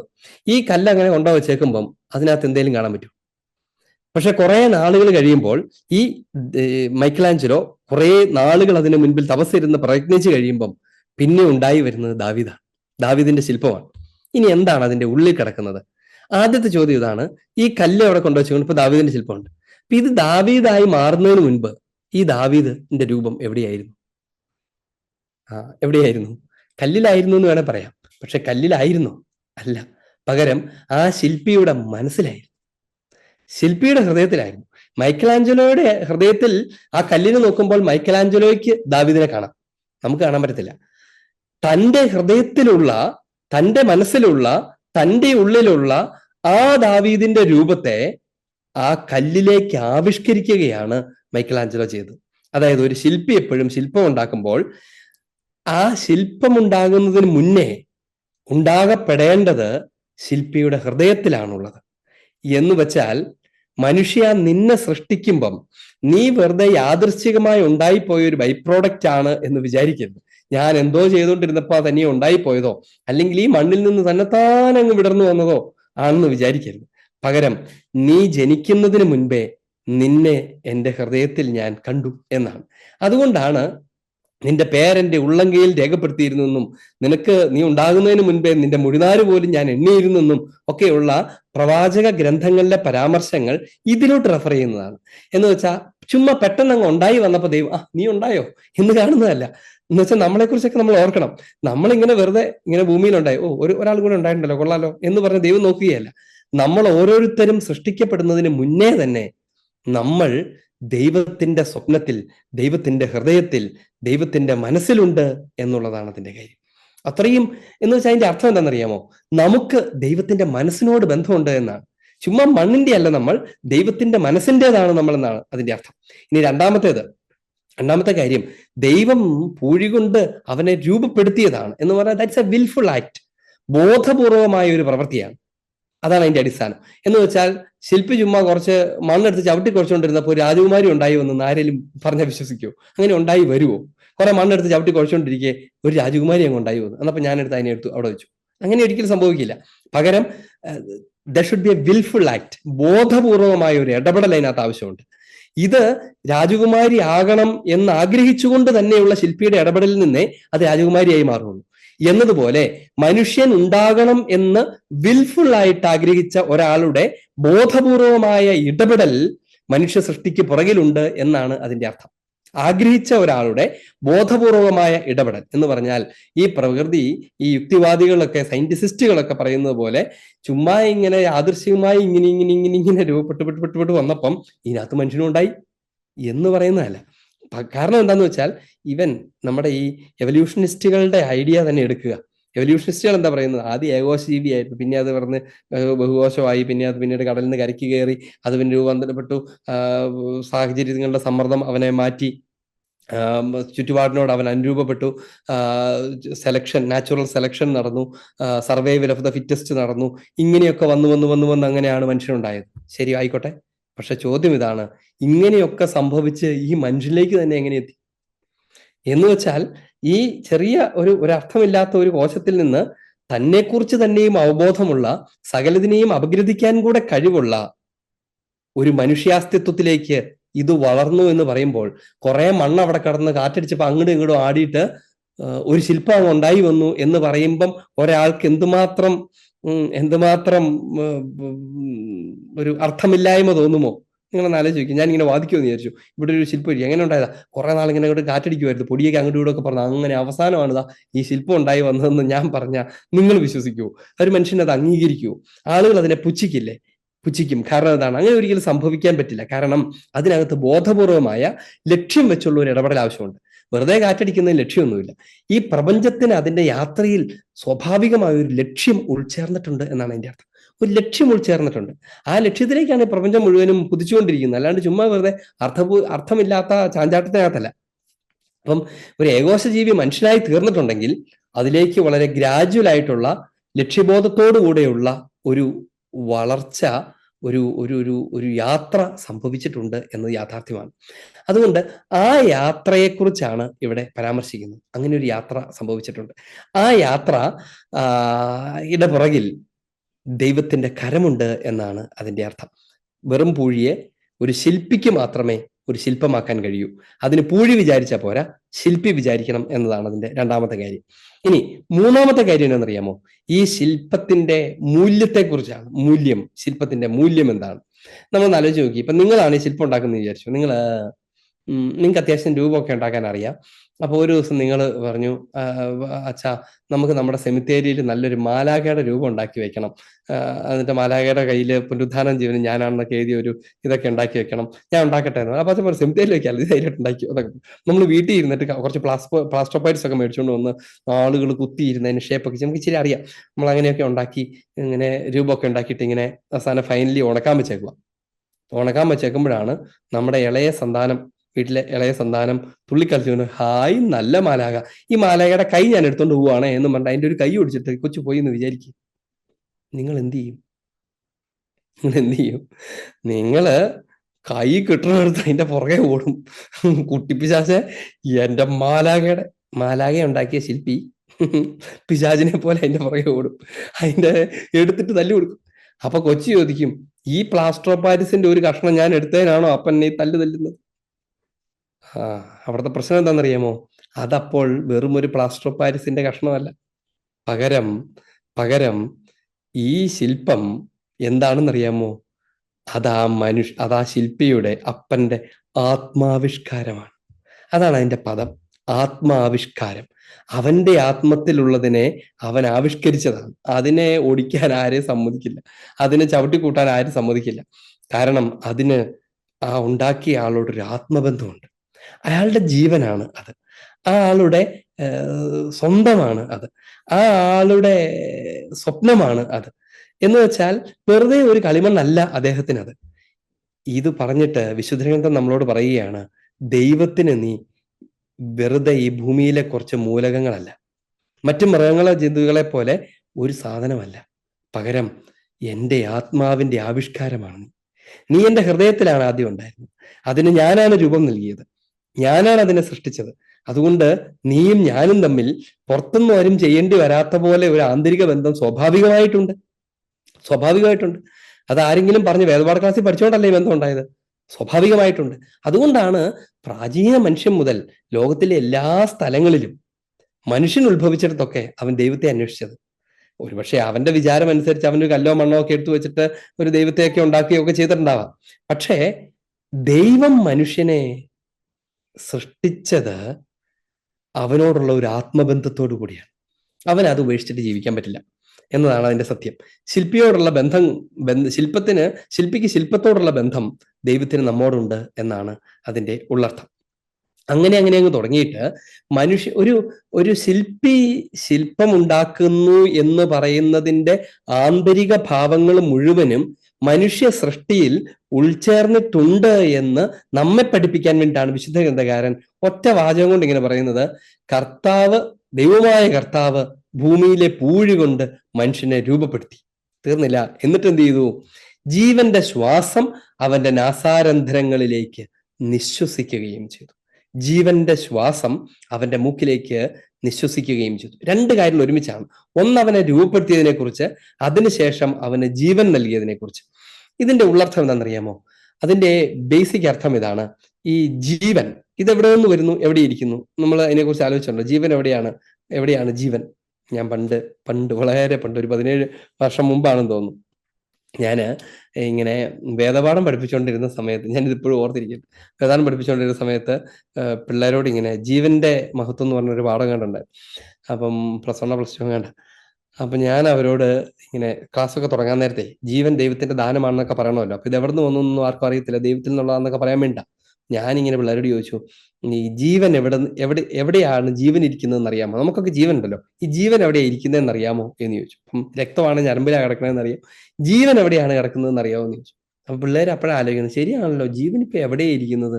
അപ്പം അവരറിയത്തില്ല. ശരിയാ എന്ന് പറയുമ്പോൾ ഞാൻ പറയും, അപ്പൊ ജീവൻ എന്ന് പറയുന്നത് ഒരു അദൃശ്യമായ വെറും ഭൗമികമല്ലാത്ത ഒരു സംഭവമാണ് എന്നൊക്കെ പറയണം. ഉടനെ അവിടെ നിർത്തം പറയണേ, ജീവൻ ഇരിക്കുന്നത് എവിടെയാന്ന് എനിക്കറിയാം എന്ന് പറയും. അപ്പൊ നീ എങ്ങനെ ഇതറിഞ്ഞു? കാരണം ഒത്തിരി നാളായിട്ട് ഈ സയന്റിസ്റ്റുകൾ പോലും പണിയെടുത്ത് നോക്കിയിട്ട് കണ്ടുപിടിക്കാൻ പറ്റിയിട്ടില്ല. അപ്പോ അവൻ പറഞ്ഞു, ഞാൻ ചോദിച്ചത് എവിടെയാണ് ഇരിക്കുന്നതെന്ന് ചോദിച്ചപ്പോൾ അവൻ പറഞ്ഞു, അതാ സംശയം, 2 സ്ഥലത്താണ് അച്ഛാ ഇരിക്കുന്നതെന്ന്. 2 സ്ഥലത്താണ് അത്ര ജീവൻ ഇരിക്കുന്നത്. അപ്പൊ ഞാനാകെ കണ്ണ് തള്ളിപ്പോയി. എന്നിട്ട് ഞാൻ ഇങ്ങനെ അവനോട് ചോദിച്ചു, ഈ 2 സ്ഥലം ഏതാണ് എന്ന് ചോദിച്ചു. ഉടനെ അവൻ പറഞ്ഞു, ഇവിടെയും ഇവിടെയുമാണ് എന്ന് പറഞ്ഞു. മൂക്കിന്റെ അറ്റത്തും തൊണ്ടയുടെ അവിടെയുമാണ് ജീവൻ ഇരിക്കുന്നതെന്ന് പറഞ്ഞു. ഇതെനിക്കൊരു ഭയങ്കര തിരിച്ചറിവായിരുന്നു. ഞാൻ ചോദിച്ചു, നിന്നോട് ഇതാര് പറഞ്ഞു എന്ന് ചോദിച്ചു. ഉടനെ അവനോട് പറഞ്ഞു, അച്ഛാ ഒരു ബേസിക് കോമൺ സെൻസ് ഉണ്ടായാൽ മതി ഇത് മനസ്സിലാക്കാൻ എന്ന് പറഞ്ഞു. അവൻ ഉദ്ദേശിച്ചത് തന്നെയാണെന്ന് എനിക്ക് മനസ്സിലായി. ഞാൻ അവനോട് ചോദിച്ചു, അതെന്താ അങ്ങനെയെന്ന് ചോദിച്ചപ്പോൾ അവൻ പറയാ, എന്റെ പൊന്നച്ച, ഈ 2 സൈഡിലും ഞെക്കി പിടിച്ചാൽ ചത്തുപോകും എന്ന് പറഞ്ഞു. മൂക്കിൽ ഞെക്കി പിടിച്ചാലും തൊണ്ടയിൽ ഞെക്കി പിടിച്ചാലും ചത്തു. ജീവൻ അവിടെ ഇരിക്കുന്നതെന്ന് അവനിങ്ങനെ പറഞ്ഞത് ഞാൻ തമാശയായിട്ട് ഓർക്കുമായിരുന്നു. അപ്പൊ ജീവൻ എവിടെയാണ് ഇരിക്കുന്നത്, ഇത് എവിടെ നിന്ന് വന്നു, എവിടേക്ക് പോകുന്നു എന്നതിനെ കുറിച്ചൊന്നും ലോകത്തിൽ ആർക്കും ഒരു ധാരണയില്ല. പകരം ഒരു കാര്യം മാത്രം മനുഷ്യർക്ക് അറിയാമായിരുന്നു, ജീവൻ ഇരിക്കുന്നത് ഈ ശ്വാസത്തിനകത്താണ് എന്നൊരു ധാരണ ആളുകൾക്കുണ്ടായിരുന്നു. അതുകൊണ്ടാണല്ലോ ഒരാൾ തട്ടിപ്പോയിക്കുമ്പോൾ ആളുകൾ ഇങ്ങനെ പോയി എന്ന് പറയും. അതുകൊണ്ടാണ് നമ്മുടെ മലയാള ഭാഷയിൽ അതിൻ്റെ വാക്ക് തന്നെയുണ്ട്, കാറ്റുപോയി എന്ന് പറയും. ഒരാൾ മരിച്ചുപോയി എന്ന് പറഞ്ഞേക്കാളും നമ്മുടെ നാട്ടിലെ ആളുകളുണ്ടല്ലോ ഒരു പടിയില്ലാണ്ട് പറയും, വല്യപ്പാപ്പന്റെ കാറ്റ് പോയി കേട്ടോ എന്ന് പറയും. കാറ്റ് പോയി എന്ന് പറഞ്ഞാൽ അതിന്റെ അർത്ഥം ജീവൻ നൽകിയിരുന്ന കാറ്റായിരുന്നു, ആ കാറ്റ് പുറത്തു പോയി, ഇപ്പൊ ജീവനില്ല എന്നാണ് അതിന്റെ സ്വാഭാവിക അർത്ഥം. ഇതൊരു നാട്ടുഭാഷയാണ്. ഇത് ഉപയോഗിച്ചുകൊണ്ട് ദൈവം അവനെ, ഒരു മെറ്റീരിയൽ പേഴ്സണെ, ഒരു ആന്തരിക സ്വഭാവമുള്ള മനുഷ്യനാക്കിയത് എങ്ങനെയെന്ന് പറയുകയാണ്. എന്ന് വെച്ചാൽ ആത്മാവും ജീവനുമാണ്, ജീവനെ പറയുന്നുള്ളെങ്കിലും ആത്മാവും ജീവനുമാണ് ഇവിടുത്തെ വിഷയം. അഥവാ ആത്മാവ് തന്നെയാണ് ജീവൻ, ജീവൻ തന്നെയാണ് ആത്മാവ്, ആത്മാവിന്റെ നിത്യജീവനാണ് ഇവിടുത്തെ വിഷയമൊക്കെ. എനിവേ, ഇത് രണ്ടും ഞാൻ ആലങ്കാരികമായിട്ടാണ് രണ്ടും ഒന്നാന്ന് പറഞ്ഞത്. ഇത് രണ്ടുമാണ് ഇവിടുത്തെ പരാമർശ വിഷയം. ഇതെങ്ങനെ ഇവനുണ്ടായി? ഇതൊരു വലിയ ചോദ്യമാണ്. ഇത് സ്വാഭാവികമായ എവല്യൂഷൻ വഴി ഉണ്ടായതാണോ? അവിടെ കർത്താവ് പറയാണ്, ഈ രൂപപ്പെടുത്തൽ എന്ന് പറയുന്ന കാര്യത്തിനകത്ത് ഒരു ബോധപൂർവമായ വിൽഫുൾ ആയിട്ടുള്ള ഒരു ഇന്റർഫിയറൻസ്, ഇടപെടൽ നടത്തിയിട്ടുണ്ടെങ്കിൽ, രണ്ടാമത് ഈ ജീവൻ കൊടുക്കാനും ഒരു ഇടപെടൽ നടത്തിയിട്ടുണ്ട്. ഇത് രണ്ട് തരത്തിലാണ്. ഈ രൂപപ്പെടുത്തിയത് എക്സ്റ്റേണലി ആണെങ്കിൽ, അഥവാ ദൈവം ഇങ്ങനെ കൈകൊണ്ട് രൂപപ്പെടുത്തിയെന്ന് സങ്കല്പിക്കും, അങ്ങനെ എക്സ്റ്റേണലി ആണ് രൂപപ്പെടുത്തിയതെങ്കിൽ അവന്റെ ആത്മാവും ജീവനും ദൈവത്തിന്റെ ഉള്ളിൽ നിന്ന് നേരിട്ട് അവനിലേക്ക് പ്രവേശിച്ചതാണ് എന്ന് വെച്ചാൽ ദൈവം ഊതി അവനെ ജീവൻ വെപ്പിച്ചു എന്ന് പറഞ്ഞാൽ അതിന്റെ അർത്ഥം എന്താണ്? ദൈവം തന്റെ ഉള്ളിൽ ഉണ്ടായിരുന്ന ജീവനെ തന്നെ അവനിലേക്ക് പ്രവേശിപ്പിച്ചു എന്നാണ് അതിന്റെ അർത്ഥം. തന്റെ ഉള്ളിൽ ഉണ്ടായിരുന്ന ജീവനെയാണ് ദൈവം അവന് കൊടുത്തത്, അല്ലാണ്ട് പുറത്തുനിന്ന് ഒരു ജീവനെ കൊടുത്തതല്ല. എന്ന് വെച്ചാൽ ജീവൻ ഇരിക്കട്ടെ എന്ന് പറഞ്ഞ് കൊടുത്തതല്ല. അപ്പൊ നോക്കിക്കേ, തന്റെ ഹൃദയത്തിൽ, തന്റെ ആത്മാവിലുണ്ടായിരുന്ന ആ മനുഷ്യനെ ദൈവം സൃഷ്ടിക്കുകയും തന്റെ ജീവനെ അവനിലേക്ക് പ്രവേശിപ്പിക്കുകയും ചെയ്യുമ്പോൾ ഏതാണ്ട് ദൈവത്തെ പോലെ അവനെയും ആക്കി തീർക്കാൻ ദൈവം ആഗ്രഹിച്ചു, കാക്ഷിച്ചു എന്നതിന് അർത്ഥമുണ്ട്. ആ ഒരൊറ്റ വാചകത്തെക്കുറിച്ച് നമ്മൾ പറഞ്ഞത്. ദൈവം മായ കർത്താവ് ഭൂമിയിലെ പൂഴി കൊണ്ട്, ഉൽപ്പത്തി പുസ്തകം 2-ാം അധ്യായം 7-ാം തിരുവചനം, ദൈവമായ കർത്താവ് ഭൂമിയിലെ പൂഴി കൊണ്ട് മനുഷ്യനെ രൂപപ്പെടുത്തുകയും അവന്റെ ജീവന്റെ ശ്വാസം അവന്റെ നാസാരന്ധ്രങ്ങളിലേക്ക് നിശ്വസിക്കുകയും ചെയ്തു. അങ്ങനെ മനുഷ്യൻ ജീവനുള്ളവനായി തീർന്നു. എന്ന് വെച്ചാൽ മനുഷ്യന്റെ ജീവന് ദൈവത്തോട് കടപ്പെട്ടിരിക്കുന്നു എന്നാണ്. ഇത് എന്തുകൊണ്ടാണ് പഠിപ്പിക്കുന്നതെന്ന് ചോദിച്ചാൽ, നിന്റെ ജീവനും മറ്റൊരുവന്റെ ജീവനും അവൻ്റേതല്ല, അവരുടേതല്ല, ഈ പ്രപഞ്ചത്തിൻ്റെതുമല്ല എന്ന് പറയാൻ വേണ്ടിയാണ്. എന്ന് വെച്ചാൽ ഇവിടെയുള്ള ജീവികളൊക്കെ, ഈ ചെടികളൊക്കെ ഇവിടെ ജനിച്ചത്, ഈ ചെടികളൊക്കെ ഇവിടെ വളരുകയൊക്കെ ചെയ്യുന്നതിന്റെ അതിന്റെ ജീവന് ഈ ചെടികൾ ഈ പ്രപഞ്ചത്തോട് തന്നെയാണ് കടപ്പെട്ടിരിക്കുന്നത്. എന്നാൽ മനുഷ്യൻ അങ്ങനെയല്ല. അവന്റെ ജീവൻ മൃഗത്തിൻ്റെത് പോലെ പ്രപഞ്ചത്തോടാണ് കടപ്പെട്ടിരിക്കുന്നത്. എന്നാൽ മനുഷ്യന്റെ ജീവന് അവൻ നേരിട്ട് കടപ്പെട്ടിരിക്കുന്നത് ദൈവത്തോടാണ്. ആ ജീവന്റെ പൂർണ്ണ അധികാരിയും കാര്യസ്ഥനും ദൈവം തന്നെയാണ് എന്നാണ് അതിന്റെ അർത്ഥം. അതുകൊണ്ട് ആർക്കും അവന് തന്നെയോ ജീവന്റെ മേൽ കൈവയ്ക്കാൻ അവകാശമില്ല. ആദ്യമ കൽപ്പനയാണ് അത്. ഈ കൽപ്പനയാണ് ഈ മനുഷ്യന്റെ ആദ്യത്തെ സന്തതികൾ ഒരാൾ ലംഘിക്കുന്നത്, ആബേലും കയനും. ആദ്യത്തെ കൽപ്പനയാണ് അതിന്റെ ഉള്ളിൽ കിടക്കുന്നത്. ജീവൻ ദൈവത്തിൻ്റെതാണ്. അത് ദൈവത്തിൻ്റെതായതുകൊണ്ട് നമ്മൾ അതിന്റെ സ്വീകർത്താക്കൾ മാത്രമാണ്, അതിന്റെ വെറും റിസീവേഴ്സ് മാത്രമാണ്. അതുകൊണ്ട് എന്താണ്? അതുകൊണ്ട് അവന് ജീവന്റെ മേൽ കൈവയ്ക്കാൻ അവകാശമില്ല. എന്ന് വെച്ചാൽ മറ്റൊരാളുടെ ജീവനെ എടുക്കാൻ അവകാശമില്ലെന്ന് മാത്രമല്ല, അവന് തൻ്റെ തന്നെ ജീവനെ പോലും കൈവയ്ക്കാൻ അവകാശമില്ല. അത് ദൈവത്തിൻ്റെതാണ്. അതുകൊണ്ട് life is to be respected irrespective of its quality എന്ന തിരുസഭയുടെ പ്രബോധനത്തിന്റെ ഉറവിടം ഇവിടേക്ക് ചെന്നിരിക്കും. ജീവനെ അതിന്റെ ക്വാളിറ്റി, ഗുണമേന്മ നോക്കാതെ, അതിന്റെ അളവും ദൈർഘ്യവും നോക്കാതെ ഉത്ഭവം മുതലേ മാനിക്കണം എന്ന്. അതുകൊണ്ടാണ് തിരുസഭ ഇത്ര ശക്തമായിട്ട് അബോർഷനെതിരെയൊക്കെ സംസാരിക്കുന്നത്. അല്ലാണ്ട് സഭയ്ക്ക് വേറെ പണിയില്ലാഞ്ഞിട്ടൊന്നുമല്ല. ഇത് ദൈവത്തിന്റെ ഹിതമാണ്, ദൈവത്തിന്റെ ജീവനാണ്. അതുകൊണ്ട് അതിനെ ചുമ്മാ മനുഷ്യന് തല്ലിക്കൊടുത്ത് കളയാനൊന്നും പറ്റത്തില്ല. അപ്പൊ അതുകൊണ്ട് ജീവൻ അതിന്റെ ഉത്ഭവ നിമിഷം മുതൽ തന്നെ മനുഷ്യനെ ആദരിക്കാനും മാനിക്കാനും കടപ്പെട്ടവനാണ് എന്ന് ഈ സൃഷ്ടി വിവരണം സൂചിപ്പിക്കുന്നുണ്ട്. അഥവാ അത് പഠിപ്പിക്കാൻ വേണ്ടി ഉപയോഗിക്കുന്ന ഒരു വിവരണം മാത്രമാണ് ഈ സൃഷ്ടി വിവരണം. അല്ലാതെ സൃഷ്ടിക്കാൻ ഉപയോഗിച്ചത് കളിമണ്ണായിരുന്നോ, ചൈനയിൽ നിർത്ത ചൈനക്കളെ ആയിരുന്നോ, അതോ മിഡിൽ ഈസ്റ്റിൽ തന്നെ ഉണ്ടായിരുന്ന സാധാരണ മണ്ണാണോ, അതോ പ്ലാസ്റ്റർ ഓഫ് പാരീസ് ആയിരുന്നോ എന്നുള്ളത് ഇവിടുത്തെ ചർച്ചാ വിഷയമല്ല, ആകാനും പാടില്ല. പകരം ഈ പറഞ്ഞ ദൈവീക വിഷയങ്ങൾ, ദൈവശാസ്ത്ര രഹസ്യങ്ങൾ അവതരിപ്പിക്കാൻ ഉപയോഗിക്കുന്ന സിംബോളിക് ലാംഗ്വേജ് ആണ് ഇത് എന്ന് നമ്മൾ അറിയുകയും ഈ ഇങ്ങനെ വിഡിതം വിളിച്ച് പറയുന്ന യുക്തിവാദികളെ നമ്മൾ അറിയിക്കുകയും ചെയ്യണം. ഞാൻ ഇതിങ്ങനെ ഇടയ്ക്കിടയ്ക്ക് യുക്തിവാദി എന്ന് പറയുന്നത് എനിക്ക് ഇവരോട് വല്ലാത്ത പകയുള്ളത് കൊണ്ടൊന്നുമല്ല. ഇവർ നമ്മുടെ കുഞ്ഞുങ്ങളെ വല്ലാതെ വഴിതിരിക്കുന്നുണ്ട് എന്നുള്ളതുകൊണ്ടാണ്. സ്കൂളാന്തരം വീട് വീടാന്തരം എന്നതുപോലെ ഈ ഫോണിനകത്ത് മുഴുക്കെ ഇങ്ങനെ റീലുകൾ ഉണ്ടാക്കിയിട്ട് പിശാചുബാധ വന്നതുപോലെ ദൈവം ഇല്ലാന്ന് സ്ഥാപിക്കാൻ വേണ്ടിയുള്ള എന്തോ ഒരു പരാക്രമം നടത്തിക്കൊണ്ടിരിക്കും. എന്നിട്ട് ഇവർക്ക് എന്താ കിട്ടുന്നതെന്ന് എനിക്ക് മനസ്സിലാവാത്തത്. ദൈവമില്ല, അതുകൊണ്ട് ഒന്നിനും പേടിക്കേണ്ട, ഏത് അഭാസ്തരവും ചെയ്യണേ കാണിച്ചോ. ഈ കഴിഞ്ഞ ഇടയ്ക്കൊക്കെ ആണെങ്കിൽ ഈ കേരളത്തിന്റെ നിരീശ്വരവാദികൾ പലരും സഹോദരൻ സഹോദരി കല്യാണം കഴിക്കുന്നതിനോട് രണ്ടുപേർക്കും മ്യൂച്വൽ കൺസെന്റ് ഉണ്ടെങ്കിൽ എന്നൊക്കെ പറഞ്ഞു പോകുന്ന അധാർമികത പ്രചരിപ്പിച്ചിട്ട് ഇവർക്ക് എന്താണ് നേട്ടം? പൈശാചികമായ ഒരു തിന്മയുടെ ആനന്ദം ലഭിക്കുന്നു എന്നുള്ളത് നമുക്ക് മനസ്സിലാവും. എന്നതല്ലാതെ മനുഷ്യവംശത്തിന് എന്താണ് നേട്ടം ഉണ്ടാവുക? ദൈവം ഇല്ല എന്ന് പ്രൂവ് ചെയ്യുന്ന ഞാൻ ശ്രമിക്കുന്നത് വഴി എന്ത് പുരോഗതിയാണ് മാനവകുലത്തിന് ശാസ്ത്ര സാങ്കേതിക വിദ്യയ്ക്കുണ്ടാകുന്നത്? അതേസമയം അത് ഉണ്ടായെന്ന് ബോധ്യപ്പെടുന്നത് വഴി ഉണ്ടാകുന്ന സ്വച്ഛതയും സമാധാനവും മനുഷ്യ വ്യക്തികളുടെ ബന്ധവും അവന്റെ ആന്തരിക മനുഷ്യന്റെ മൂല്യവും അവന്റെ ജീവിതത്തെക്കുറിച്ചുള്ള ലക്ഷ്യബോധവും ഒക്കെ വല്ലാതെ വികസിച്ചുകൊണ്ടിരിക്കുന്ന ഒരു ലോകത്തിൽ നിന്ന് അതിനെതിരെ കുത്തിത്തിരിപ്പുണ്ടാക്കേണ്ട ആവശ്യം എന്താണെന്ന് എനിക്ക് മനസ്സിലാകുന്നില്ല എന്നുള്ളത് കൊണ്ട് മാത്രമാണ്.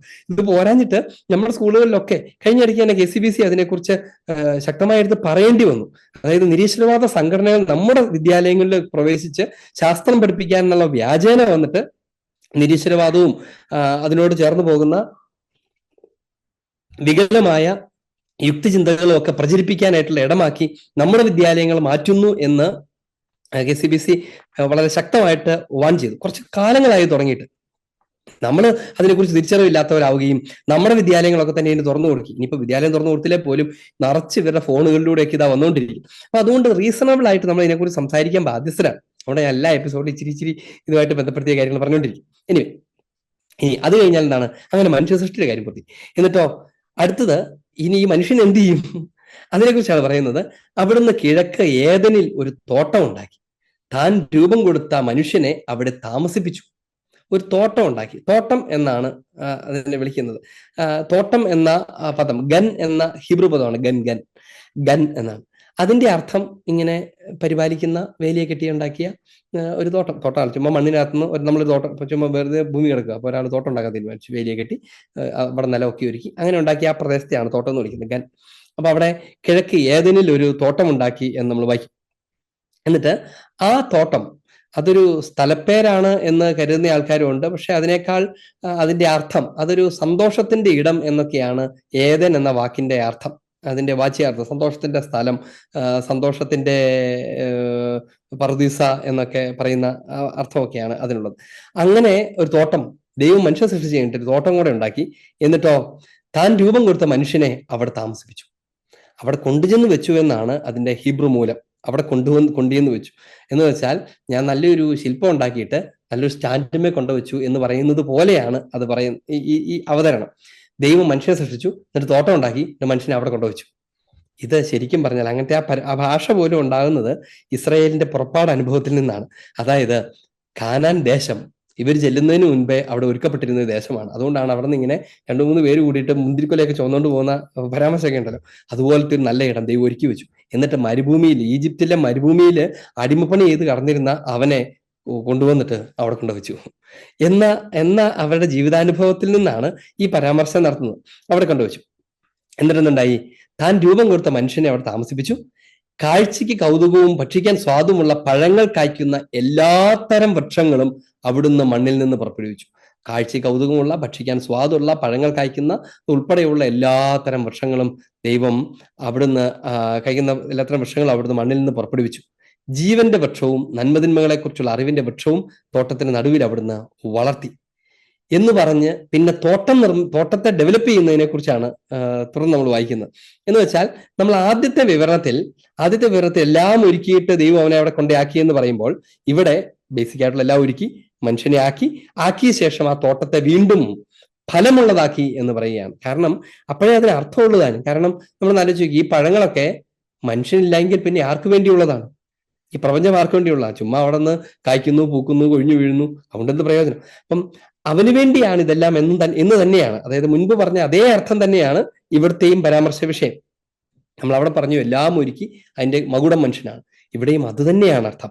ദൈവം മനുഷ്യന് വേണ്ടി എല്ലാം ഒരുക്കി കൊടുത്തുകൊണ്ടിരിക്കുന്നു.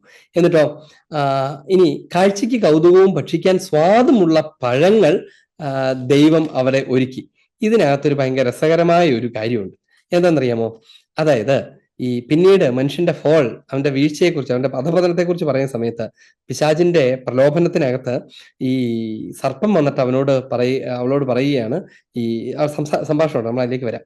ആ സംഭാഷണത്തിനകത്ത് പറയുന്ന ഒരു വാചകം ഇങ്ങനെയാണ്, 3-ാം അധ്യായം 6-ാം തിരുവചനം. ആ വൃക്ഷത്തിന്റെ പഴം ആസ്വാദ്യവും കണ്ണിന് കൗതുകകരവും അറിവേകാൻ കഴിയുമെന്നതിനാൽ അഭികാമ്യവുമാണെന്ന് കണ്ട് അവൾ അത് പറിച്ചു തിന്നു എന്നാണ് ആ വിവരണം. നമ്മൾ ആ വിവരണത്തെ കുറിച്ച് പിന്നീട് പറയാം. ഏതായാലും അതിനകത്ത് ആദ്യ കാര്യം എന്താണ്? അത് ആസ്വാദ്യമാണ്, കണ്ണിന് കൗതുകകരമാണ്. ഹായ്, നല്ല ഭംഗിയുള്ള പഴം, നല്ല ആസ്വാദ്യവുമാണ് എന്ന് കണ്ട് അവളത് പറിച്ചു തിന്നു. നമ്മളൊരു കാര്യം ഓർക്കണം. അതിനു മുമ്പത്തെ അധ്യായത്തിൽ, 2-ാമത്തെ അധ്യായത്തിലെ 9-ാമത്തെ തിരുവചനം എന്താണ്? കാഴ്ചയ്ക്ക് കൗതുകവും ഭക്ഷിക്കാൻ സ്വാദുമുള്ള പഴങ്ങൾ കായ്ക്കുന്ന എല്ലാത്തരം വൃക്ഷങ്ങളും അവിടുന്ന് മണ്ണിൽ നിന്ന് പുറപ്പെടുവിച്ചു. നോക്കണം, എല്ലാത്തരം, ചുമ്മാ കുറച്ച് പഴങ്ങളും നല്ല പഴം നടക്കുന്നതല്ല, എല്ലാം നല്ലതായിരിക്കേ ചെയ്യരുത് എന്ന് പറഞ്ഞ ആ കാര്യത്തിലെ നല്ലത് മാത്രം തേടിപ്പോകുന്ന മനുഷ്യനെ കുറിച്ചാണ് അവിടുത്തെ പരാമർശം. എന്ന് വെച്ചാൽ എല്ലാ പഴങ്ങളും കൗതുകകരമാണ്, എല്ലാ പഴങ്ങളും സ്വാദുള്ളതാണ്. അങ്ങനെ ഇരിക്കെ ഈ പർട്ടിക്കുലർ ദൈവം വിലക്കിയ ആ പഴത്തിന്റെ സ്വാദിലേക്കും അതിന്റെ കൗതുകത്തിലേക്കും തിരിയേണ്ട കാര്യം എന്താണ് അവന് എന്ന ചോദ്യമാണ് ഇപ്പം നമ്മൾ വായിച്ച ആ മുന്നൊരുക്ക വാചകത്തിനകത്ത് ഉള്ളത്. നമുക്ക് അതിനെക്കുറിച്ച് പിന്നീട് പറയാം. മനുഷ്യന്റെ തിന്മ, ഉത്ഭവഭാവം തുടങ്ങിയ വിഷയങ്ങൾ നമുക്ക് അടുത്ത ക്ലാസ്സിൽ സംസാരിക്കാനുള്ളതാണ്. മനുഷ്യന്റെ സൃഷ്ടിയെക്കുറിച്ചും ബേസിക് കാര്യം പറഞ്ഞിട്ട് അടുത്ത ക്ലാസ്സിൽ നമ്മൾ സംസാരിക്കാൻ പോകുന്നത് ഉത്ഭവഭാവം തുടങ്ങിയ വിഷയത്തെക്കുറിച്ചാണ്. ദൈവം വളരെ വളർത്തി. തോട്ടം നനയ്ക്കാൻ ഏതിൽ നിന്നൊരു നദി പുറപ്പെട്ടു, അവിടെ വെച്ച് 4 കൈവഴികളായി പിരിഞ്ഞു. അപ്പൊ പെട്ടെന്നൊരു നദി അവിടുന്ന് സ്പ്രൗട്ട് ഔട്ട് ചെയ്യുന്നു. എന്നിട്ട് അത് 4ആയിട്ട് പിരിയുന്നു. ഒന്നാമത്തിന്റെ പേര് പിഷോൺ. അത് സ്വർണത്തിന്റെ നാടായ ഹവീല മുതൽ ചുറ്റി ഒഴുകുന്നു. ആ നാട്ടിലെ സ്വർണ്ണം മേത്തരമാണ്. അവിടുത്തെ സുഗന്ധദ്രവ്യങ്ങളും പവിഴക്കല്ലുകളും ഉണ്ട്. 2-ാമത്തെ നദിയുടെ പേര് ഗിഹോൺ. അത് കുഷ് എന്ന നാടിനെ ചുറ്റി ഒഴുകുന്നു. 3-ാമത്തെ നദിയുടെ പേര് ടൈഗ്രിസ്. അത് അസീറിയയുടെ കിഴക്ക് ഭാഗത്തുകൂടി ഒഴുകുന്നു. 4-ാമത്തെ നദി യൂഫ്രട്ടീസ്. 4 നദികൾ. ഈ 4 നദികൾക്ക് ഒരു പ്രത്യേകതയുണ്ട്. എന്നാന്നറിയോ? ഇതിൽ 2 നദികൾ ശരിക്കുള്ളതും 2 നദികൾ ലോകത്തെങ്ങും ഇല്ലാത്തതുമാണ്. 2 നദികൾ, അതായത് ഈ ടൈഗ്രിസും യൂഫ്രട്ടീസും ഭൂമിയിലുള്ള നദികളാണ്. മറ്റേ 2 നദികളാകട്ടെ ഭൂമിയിൽ ഇല്ലാത്ത നദികളാണ്. ഇതെന്താണ്? ഈ 2 നദികളെ കുറിച്ച് പറയുമ്പോൾ അവർക്ക് പരിചയമില്ലാത്ത വേറെ 2 നദികളെ കുറിച്ച് പറയുന്നതിന്റെ സാങ്കത്യം എന്താണ് അവിടെ? ഒന്നുകിൽ അവർ തന്നെയുള്ള നൈല് പോലത്തെ മറ്റേ കൂട്ടിച്ചേർത്തിട്ട് പറയായിരുന്നല്ലോ. പിന്നെ എന്താണ് അങ്ങനെ പറയാൻ കാരണം? അത് പറയാനുള്ള ഒരു കാരണം, വിശുദ്ധഗ്രന്ഥ പണ്ഡിതരൊക്കെ മനസ്സിലാക്കുന്ന ഒരു കാരണം, ഈ ഏദൻ തോട്ടത്തെക്കുറിച്ചുള്ള പരാമർശം ലിറ്ററലായിട്ട് അന്ന് വായിക്കുന്നവർ പോലും എടുക്കരുത് എന്നാണ് അതിന്റെ അർത്ഥം. എന്ന് വെച്ചാൽ അജ്ഞാതമായ നദികളും ഇവിടെ കാണുന്ന നദികളും ഒക്കെ കൂട്ടിച്ചേർത്ത് പറയുമ്പം ഇതിന്റെ അർത്ഥം ഈ ഭൂമിയിൽ നടന്ന ഒരു ഹിസ്റ്റോറിക് സംഭവം വിവരിക്കലല്ല എന്ന് അവർ കരുതണം എന്നാണ്. എന്ന് പറഞ്ഞാൽ ഒരു ചരിത്രത്തിലെ ഒരു കാര്യം പറയലല്ല ഉദ്ദേശം, അക്ഷരാർത്ഥത്തിൽ ഒരു കാര്യത്തെ വിശദീകരിക്കലല്ല ഉദ്ദേശം എന്നതാണ് അതിൻ്റെ ഒരു സ്വാഭാവികമായ ഒരു ഒരു ഒരു ഉദ്ദേശം. അതായത് ഈ യൂട്രട്ടീസും ടൈഗ്രീസും ആണെങ്കിൽ മെസ്സപ്പൊട്ടാമിയയുടെ അപ്പുറപ്പുറം ഒഴുകുന്ന സ്ഥലമാണ്. അതായത് മനുഷ്യന്റെ ആദ്യത്തെ കൾച്ചറൊക്കെ ഡെവലപ്പ് ചെയ്യുന്ന ഇവരുടെ സ്ഥലമാണ് മെസ്സപ്പൊട്ടാമിയ. അവിടെയാണ് ഈ രണ്ട് നദികളുണ്ട്. അപ്പൊ അവർക്ക് ആ നദികൾ അറിയാം. പക്ഷേ അതല്ലാത്ത രണ്ട് നദികളോട് കൂടുന്ന ഒരു ദേശം എന്ന് പറയുമ്പോൾ അത് അവരധിവസിക്കുന്ന ആ ദേശത്തെക്കുറിച്ച് മാത്രമുള്ള ലിറ്ററൽ ആയിട്ടുള്ള ദൈവം അവിടെ ഇറങ്ങി വന്നിട്ട് അവിടുത്തെ കുറച്ച് മണ്ണെടുത്തിട്ട് അവിടെ മനുഷ്യനുണ്ടാക്കി എന്ന് പറയുന്നത് പോലെ നിസാരമായി വാച്യാർത്ഥത്തിൽ അത് എടുക്കരുത് എന്ന സൂചനയാണ് ശരിക്കും പറഞ്ഞാൽ ഉള്ള രണ്ട് നദികളും ഇല്ലാത്ത രണ്ട് നദികളെയും കൂടി പരാമർശിച്ചുകൊണ്ട് വിശുദ്ധ ഗ്രന്ഥകാരന്മാർ നടത്തുന്നത്. ഇനി അടുത്ത കാര്യം എന്താണെന്നറിയാമോ? അടുത്ത കാര്യം അങ്ങനെ തോട്ടം ഉണ്ടാക്കി, ദൈവമാണ് ഇതെല്ലാം ഉണ്ടാക്കിയത്, മനുഷ്യൻ ഉണ്ടാക്കിയത്, തോട്ടമൊക്കെ ദൈവം ഉണ്ടാക്കിയതാണ്, ഒക്കെ ഉണ്ടാക്കി മനുഷ്യനെ ദൈവം ഉണ്ടാക്കിയതാണ്, എന്നിട്ട് രണ്ടിനെയും കൂടി ഒരുമിച്ചാക്കി. ഇനി എന്താണ് സ്ഥിതി? ഇനിത്തെ കാര്യമാണ് ശ്രദ്ധേയമായ ഒരു വാചകം, 2-ാം അധ്യായം 15-ാമത്തെ തിരുവചനം.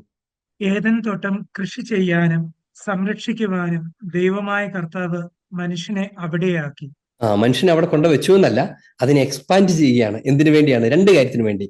ഒന്ന്, ഏദൻ തോട്ടം കൃഷി ചെയ്യാൻ. രണ്ട്, സംരക്ഷിക്കാൻ. ഏദൻ തോട്ടം എന്ന് പറയുന്നത് തന്നെ ഭൂമിയെ മൊത്തത്തിൽ സൂചിപ്പിക്കും. അതായത് അവനെ അധിവസിക്കാനായി ദൈവം കൊണ്ടുവച്ച തോട്ടം, അത് ഭൂമിയാണ്. ശരിക്കും ഭൂമി മുഴുവനുമാണ്, ഈ പ്രപഞ്ചം മുഴുവനുമാണ്.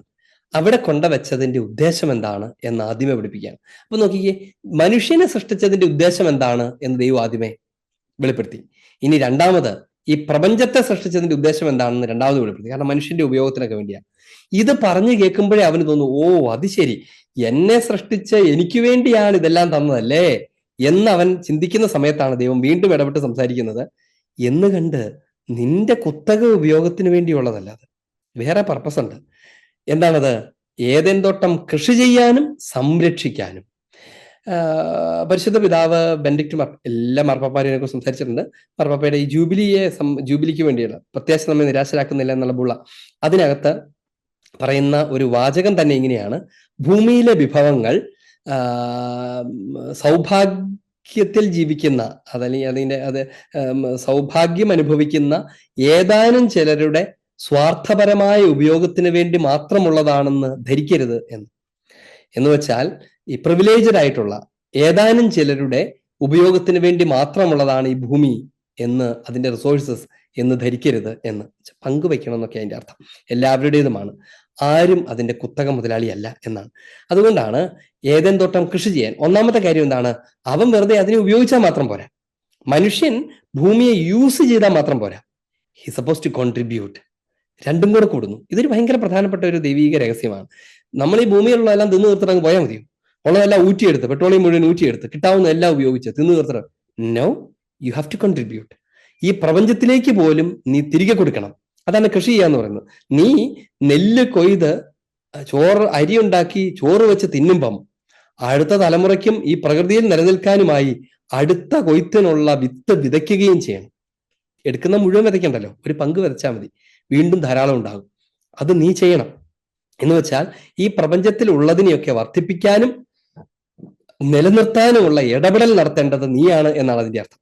എന്ന് വെച്ചാൽ ദൈവം സൃഷ്ടിച്ച മനുഷ്യൻ ചുമ്മാ അങ്ങ് സൃഷ്ടിക്കപ്പെട്ടു, ഓക്കെ, ഒരു പ്രതിമ ഉണ്ടാക്കി വെച്ചതല്ല. ഇനി മുതൽ അവൻ എന്ത് ചെയ്യണം? അവൻ അവന്റെ ബുദ്ധി ഉപയോഗിച്ച്, അവന്റെ കഴിവുകൾ ഉപയോഗിച്ച്, അവന്റെ സാധ്യതകൾ ഉപയോഗിച്ച് അവൻ ഈ പ്രപഞ്ചത്തോട് ഇന്ററാക്ട് ചെയ്യണം. അതുവഴി പ്രപഞ്ചത്തെ കൂടുതൽ മെച്ചപ്പെടുത്തണം.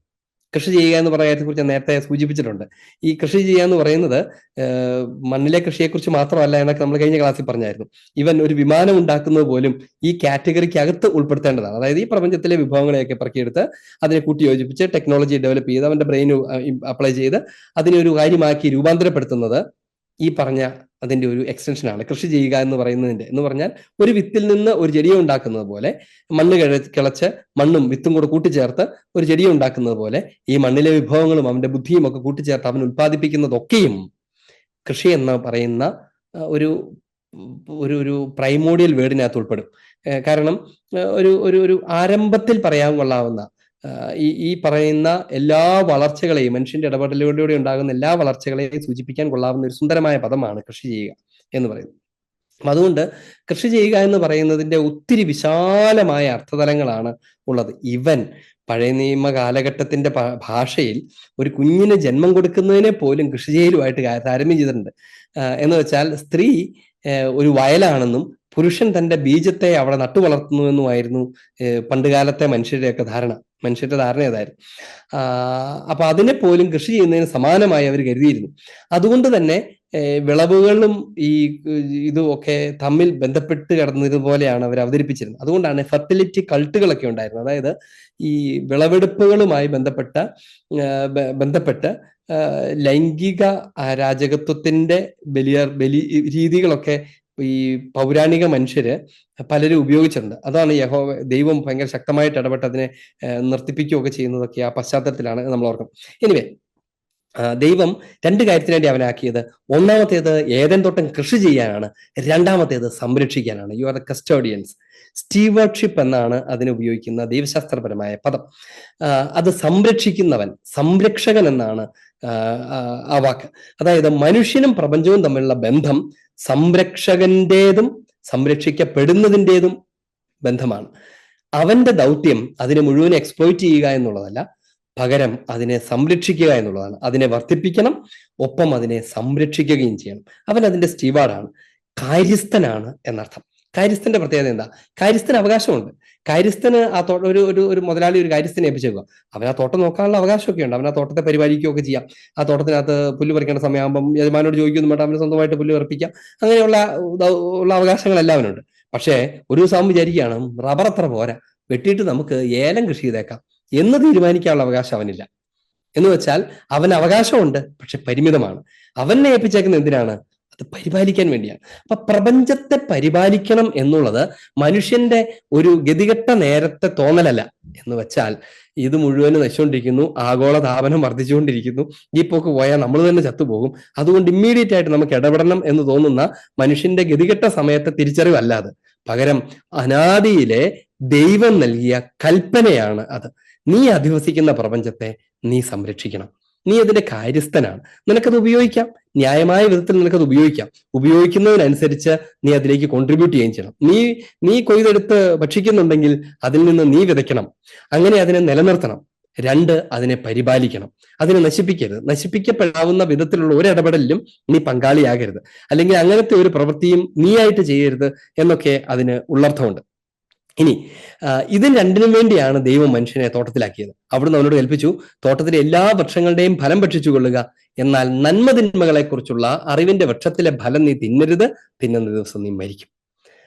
ഒരു വാണിയും ശിക്ഷയെക്കുറിച്ചുള്ള അറിയിപ്പോട് കൂടിയ കൽപ്പനയാണത്. വെറുതെ ചുമ്മാ ചെയ്യണ്ട, ചെയ്യാതിരിക്കും നല്ലത് എന്ന് പറയല്ല, ചെയ്യരുത് എന്ന് കൽപ്പിക്കുകയും എന്നിട്ട് ചെയ്താൽ എന്ത് പറ്റും എന്ന് പറയുകയും കൂടെ ചെയ്യുകയാണ്. രണ്ടുകൂടെ കൂടിച്ചേർത്തിട്ടാണ് പറയുന്നത്. ഇതിന്റെ ഉള്ളർത്ഥം എന്താണെന്നറിയോ? ഇതൊരു ഭയങ്കരമായ വിപുലമായ ഒരു വിഷയമാണ്. 2-3 ക്ലാസ്സുകളെങ്കിലും എടുത്ത് പറയാൻ പറ്റേണ്ട വിഷയമാണ്. ഞാൻ ഒരു ഹിന്റ് മാത്രം ഇപ്പൊ പറഞ്ഞു പോവാം.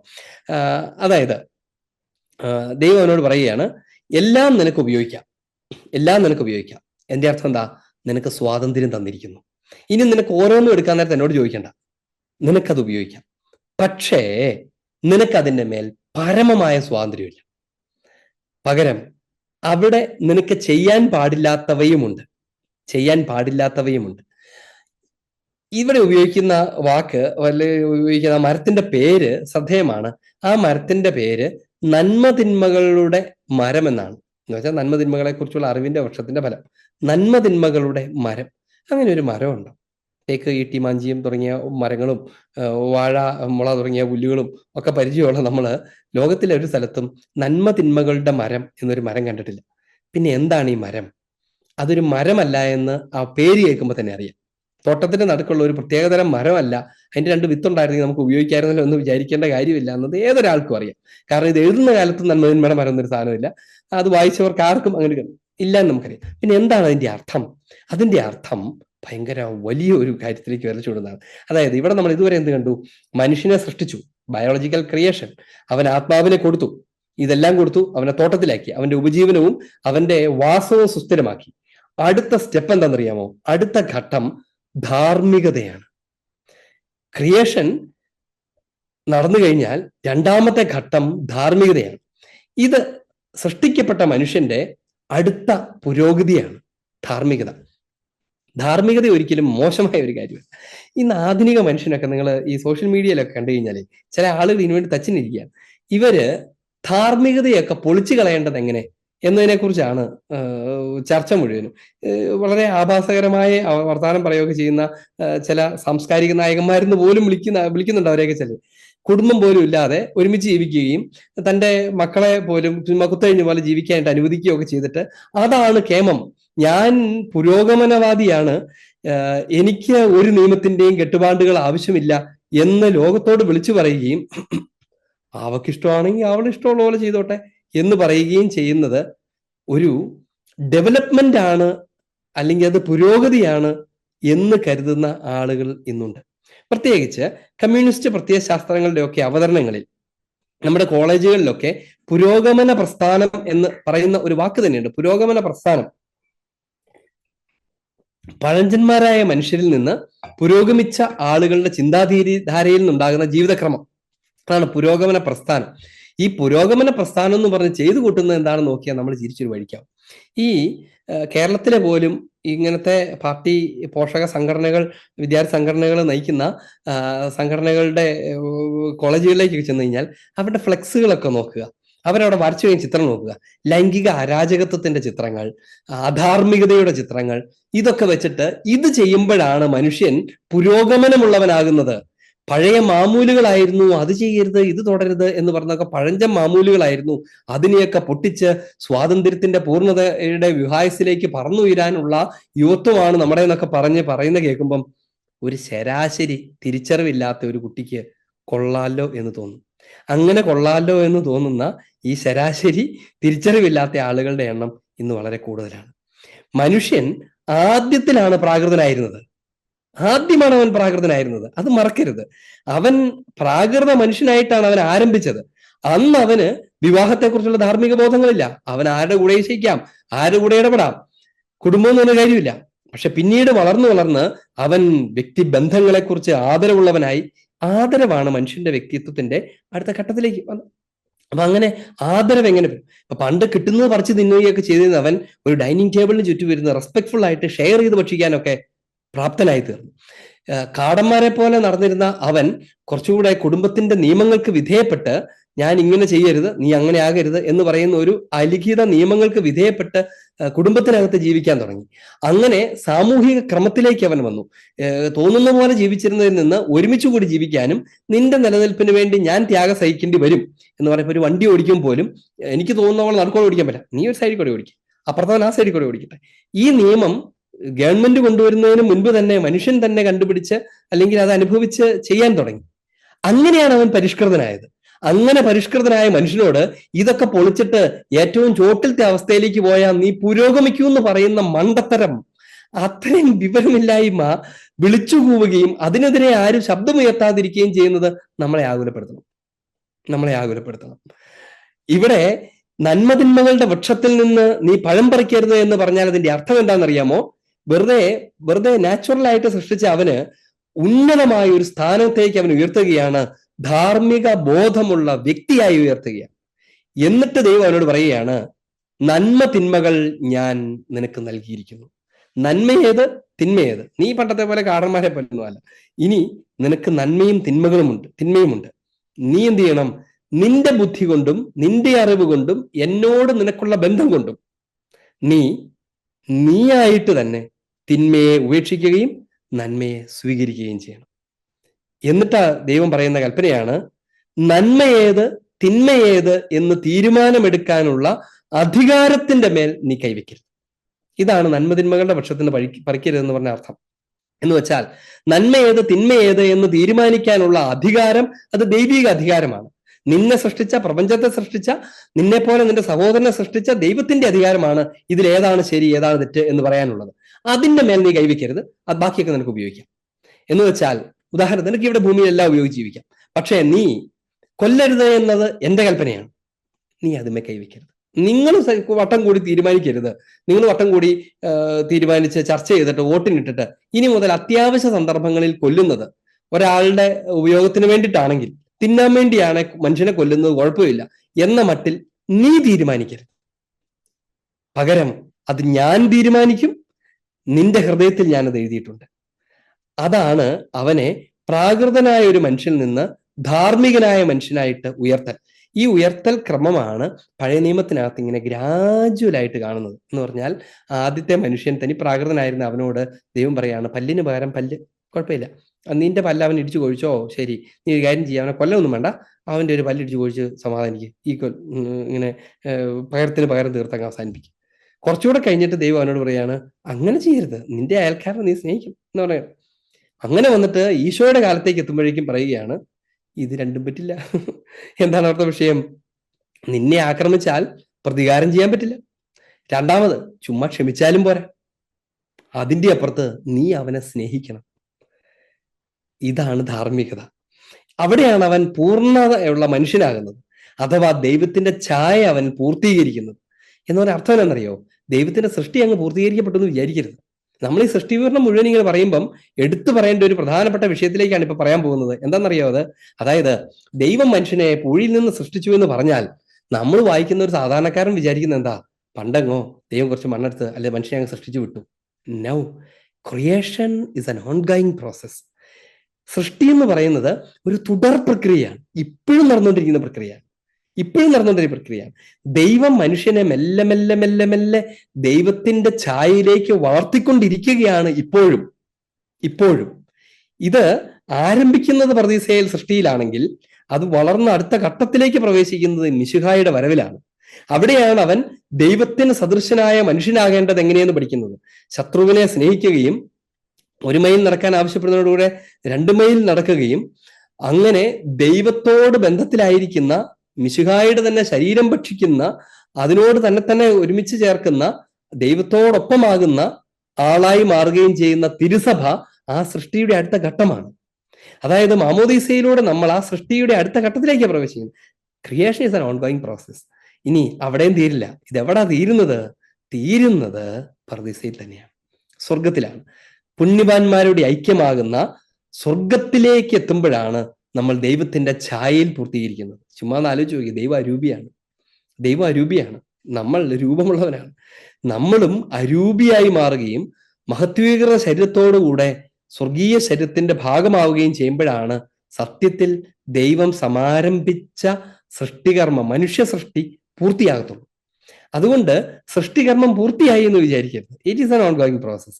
ഇത് പൂർത്തിയാകാൻ ഇരിക്കുന്നതേ ഉള്ളൂ. സ്വർഗത്തിലാണത് പൂർത്തിയാകുന്നത് എന്ന് നമ്മൾ ഓർക്കണം. അത് പ്രപഞ്ച സൃഷ്ടിയുടെ കാര്യത്തിൽ എങ്ങനെയാണ്? 6 ദിവസം കൊണ്ട് സൃഷ്ടിച്ചു എന്നതിനെ കുറിച്ച് നമ്മൾ അന്ന് പറഞ്ഞിട്ടുണ്ട്, ഓർക്കണം. 6 എന്ന് പറയുന്ന അപൂർണ സംഖ്യ ഉപയോഗിക്കാനുള്ള കാരണം എന്താ? സൃഷ്ടി പൂർത്തിയായില്ല എന്ന് പറയാൻ വേണ്ടിയാണ്. ഈ 7 ആണ് സ്വർഗം. ആ സ്വർഗത്തിൽ എത്തുന്നത് വരെയുള്ള കാലഘട്ടം, ഇനി ഈ ഭൂമി എത്ര മില്യൺസ് ഓഫ് ഇയേഴ്സ് എക്സിസ്റ്റ് ചെയ്താലും അതെല്ലാം ആ സൃഷ്ടിയുടെ 6 ദിവസങ്ങൾക്കകത്തുൾപ്പെടുന്നതാണ്. അവിടെ നിന്നാണ് ഇനി 7-ാം ദിവസത്തിലേക്ക് പ്രവേശിക്കാൻ പോകുന്നത്. ഇനി പറഞ്ഞു വന്ന കാര്യം, ഈ ദൈവം മനുഷ്യന്റെ സൃഷ്ടിക്കകത്ത് ആന്തരിക സൃഷ്ടിയും കൂടെ നടത്തിക്കൊണ്ടിരിക്കുകയാണ്. അതിന്റെ ഭാഗമാണ് അവന്റെ ധാർമ്മിക ബോധത്തെ രൂപപ്പെടുത്തുന്നത്. ദൈവം മനുഷ്യന് രൂപം കൊടുത്തു എന്ന് പറഞ്ഞാൽ ഷേപ്പ് കൊടുത്തു എന്ന് മാത്രമല്ല, അവന്റെ ധാർമ്മിക ബോധത്തിനും അവിടുന്ന് രൂപം കൊടുക്കുന്നുണ്ട്. ഗ്രാജുവലാണ്, സ്ലോലി ദൈവം അവന്റെ ആന്തരിക ബോധത്തിന്, അവന്റെ ആന്തരിക ബോധ്യത്തിന് രൂപം കൊടുത്തുകൊണ്ടിരിക്കുകയാണ്. ആ രൂപം കൊടുക്കൽ നടന്നുകൊണ്ടേയിരിക്കുന്നു ഇന്നും. അങ്ങനെ കൊടുത്തുകൊണ്ടിരിക്കുന്ന മനുഷ്യൻ അവൻ പുറകോട്ട് പോകാൻ പാടില്ല. അതിനെ എന്നിട്ട് കവറപ്പ് ചെയ്തിട്ട് പുരോഗമനവാദം എന്ന് വിളിക്കാനും പാടില്ല, വാദം എന്ന് വിളിക്കാനും പാടില്ല. അതാണ് നമ്മൾ ആദ്യം തിരിച്ചറിയേണ്ട കാര്യം. അങ്ങനെ അതുകൊണ്ട് ദൈവം ചെയ്യുകയാണ്, നന്മ തിന്മകളെ കുറിച്ചുള്ള അറിവിന്റെ പക്ഷത്തിൽ നീ കൈവയ്ക്കരുത്. നന്മ ഏത് തിന്മ ഏതെന്ന് തീരുമാനിക്കുന്നത് നീയല്ല, അത് ഞാൻ തീരുമാനിക്കും. പക്ഷെ അത് ഏത് ചെയ്യണമെന്ന് തീരുമാനിക്കാനുള്ള അധികാരം നിനക്കൊണ്ട് താൻ. നോക്കുക, സ്വാതന്ത്ര്യം നിനക്കുണ്ട്. എന്തിനാണ്? ഇതിങ്ങനെയാ, പക്ഷെ ഇതിൽ നിനക്ക് ഇഷ്ടമുള്ള എടുക്കാം. നീ ആലോചിച്ച് നിന്റെ നന്മയ്ക്കായി ഉള്ളത്, എന്റെ ആഗ്രഹപ്രകാരമുള്ളത് നീ എടുക്കണം. ഇതാണ്. ഇത് പറയുമ്പോൾ ഒരു കാര്യം കൂടെ പറഞ്ഞാൽ അവസാനിപ്പിക്കാം. ഇതും നിരീശ്വരവാദികളുടെ ചോദ്യം മാത്രം. ദൈവം എന്ത് പണിയാണ് കാണിക്കുന്നത്? അതായത് ഈ തോട്ടം ഉണ്ടാക്കിയത് നല്ല കാര്യം, അവിടെ അവനെ ആക്കി എന്നുള്ളത് നല്ല കാര്യം. അതോടെ അങ്ങ് നിർത്തിക്കൂടായിരുന്നോ? മനുഷ്യൻ സമാധാനത്തെ അവിടെ ജീവിച്ചാണ്. എന്നിട്ട് ഇത് പോരാഞ്ഞിട്ട് അതിന്റെ നടുക്ക് കൊണ്ടുപോയിട്ട് മേലാത്ത ഒരു മരം കൂടെ കൊണ്ടുവച്ച് എന്നിട്ട് പറയാണ് അത് പറിക്കരുത്. ഇത് വെക്കാതിരുന്ന ഈ പ്രശ്നമുണ്ടോ എന്ന് വെച്ചാൽ, ഒരു 10ാം ക്ലാസ്സിൽ പഠിക്കുന്ന കൊച്ചിന് പരീക്ഷക്കാലത്ത് സുന്ദരമായ ഒരു ഐഫോൺ മേടിച്ച് അവന്റെ കൈ കൊടുത്തിട്ട് നീ ഇത് ഉപയോഗിക്കണ്ട കേട്ടോ എന്ന് പറഞ്ഞ കേട്ടാ നാട്ടുകാർ പിടിച്ച് നമ്മൾ തല്ലും, അല്ലേ? നീ എന്ത് പണി കാണിക്കുന്നത്? അത് കൊടുത്തിട്ടാണോ വേണ്ടാന്ന് പറഞ്ഞത്? കൊടുക്കാണ്ടിരുന്ന പ്രശ്നം തീർന്നില്ലായിരുന്നു എന്ന് ചോദിക്കും. ഇല്ലെങ്കിൽ പല നിരീശ്വരവാദികളും പറയുന്ന ഒരു യുക്തിവാദികൾ പറഞ്ഞ കാര്യമാണ്, ഇതൊക്കെ ചുമ്മാ കോമഡിയാണ്. കാരണം ദൈവത്തിന്റെ പരിപാടി എന്താ? ദൈവം ഇങ്ങനെ പാപം ചെയ്യാൻ പറ്റുന്ന പോലെ അവനെ സൃഷ്ടിച്ചു, എന്നിട്ട് പാപസാധ്യത വെച്ചു, എന്നിട്ട് അവൻ പാപം ചെയ്യും. അങ്ങനെ പാപം ചെയ്യുന്നവനെ കുറ്റബോധത്തിലാഴ്ത്തും, അവനെ ശിക്ഷിക്കും. ശിക്ഷിക്കാതെ ഇരിക്കാൻ വേണ്ടി അവനെ കുമ്പസാരിപ്പിക്കും. എന്തു കോമഡിയായത് അല്ലേ? പാപം ചെയ്യാവുന്ന പോലെ അവനെ ഉണ്ടാക്കിയിട്ട് പാപം ചെയ്യാനുള്ള സാധ്യതയും വെച്ചിട്ട്, മരമൊക്കെ വെച്ചേക്കും അല്ലേ, പറിച്ച് തിന്നാൻ പറ്റുന്ന പോലെ സാധ്യതയും വെച്ചിട്ട്, എന്നിട്ട് അവൻ ചെയ്യുമ്പം അവന് ശിക്ഷ. എന്നിട്ട് ആ ശിക്ഷയെ പറ്റിയവനെ രക്ഷിക്കാൻ വേണ്ടി ദൈവം തന്നെ സ്വയം മരിക്കാനായിട്ട് വരിക. എന്ത് കോമഡിയാണിത് എന്ന ആളുകൾ ചോദിക്കും. ആലോചനയില്ലാത്ത ആളുകൾക്ക് അങ്ങനെ ചോദിക്കുന്നതിന് കുഴപ്പമൊന്നുമില്ല. ഇതിനകത്തെ കാര്യം എന്നറിയാമോ? ബേസിക് ആയിട്ടുള്ള കാര്യം എന്ന് വെച്ചാൽ, ദൈവം ഇങ്ങനെ, നിങ്ങളിങ്ങനെ ആലോചിച്ച് നോക്കി, വികാരിച്ചൻ ഇങ്ങനെ വിചാരിക്കുമെന്ന് വിചാരിച്ചു, കുറച്ച് എന്തെങ്കിലും ഒരു കാരുണ്യ പ്രവൃത്തി ചെയ്യണം, നമ്മുടെ ഇടവക സമൂഹത്തിൽ കാരുണ്യ പ്രവൃത്തി ചെയ്യണം. ഒരു ആംബുലൻസ് ഒക്കെ മേടിച്ച് ആളുകളെ ആശുപത്രിയിലേക്ക് കൊണ്ടുപോകുന്ന ഒരു സംവിധാനം ഉണ്ടെങ്കിൽ നല്ലതായിരിക്കില്ല. നമുക്കൊരു ഒരു ഒരു ഇടവകയുടെ ഒരു ആതുര സേവന പ്രവൃത്തിയാവും. പക്ഷേ ആംബുലൻസ് മേടിച്ചിട്ട് വലിയ കാര്യമൊന്നും നടക്കുന്നില്ല. ഇതിങ്ങനെ ആംബുലൻസ് വഴി കിടക്കുക, പള്ളിമുറ്റത്ത് കിടക്കാന്നേ ഉള്ളൂ. അപ്പൊ അച്ഛന് വഴി കണ്ടെത്തി, നമുക്കൊരു കാര്യം ചെയ്യാം, ഇറങ്ങി വരുന്ന നടയിൽ എണ്ണ ഒഴിച്ചു വെക്കാം. പള്ളി കഴിഞ്ഞ് ആൾക്കാർ ഇറങ്ങി വരുമ്പം നടയില് കാലും തെന്നി നടുതെല്ലി വീണ് നടുവൊടിയും. അപ്പൊ നമ്മൾ ആംബുലൻസെ കെട്ടിയിട്ട് ആശുപത്രി കൊണ്ടുപോകാം. എങ്ങനെയുണ്ട് ഐഡിയ അല്ലേ? ഇതുപോലെയല്ലേ ദൈവം കാണിക്കുന്നത് എന്ന് ഒരാൾക്ക് ചോദിക്കാൻ വേണ്ടി. ഇതുവരെ അങ്ങനെ ആരും ചോദിച്ചാൽ കേട്ടിട്ടില്ല, പക്ഷെ അങ്ങനെ വേണം ചോദിക്കും.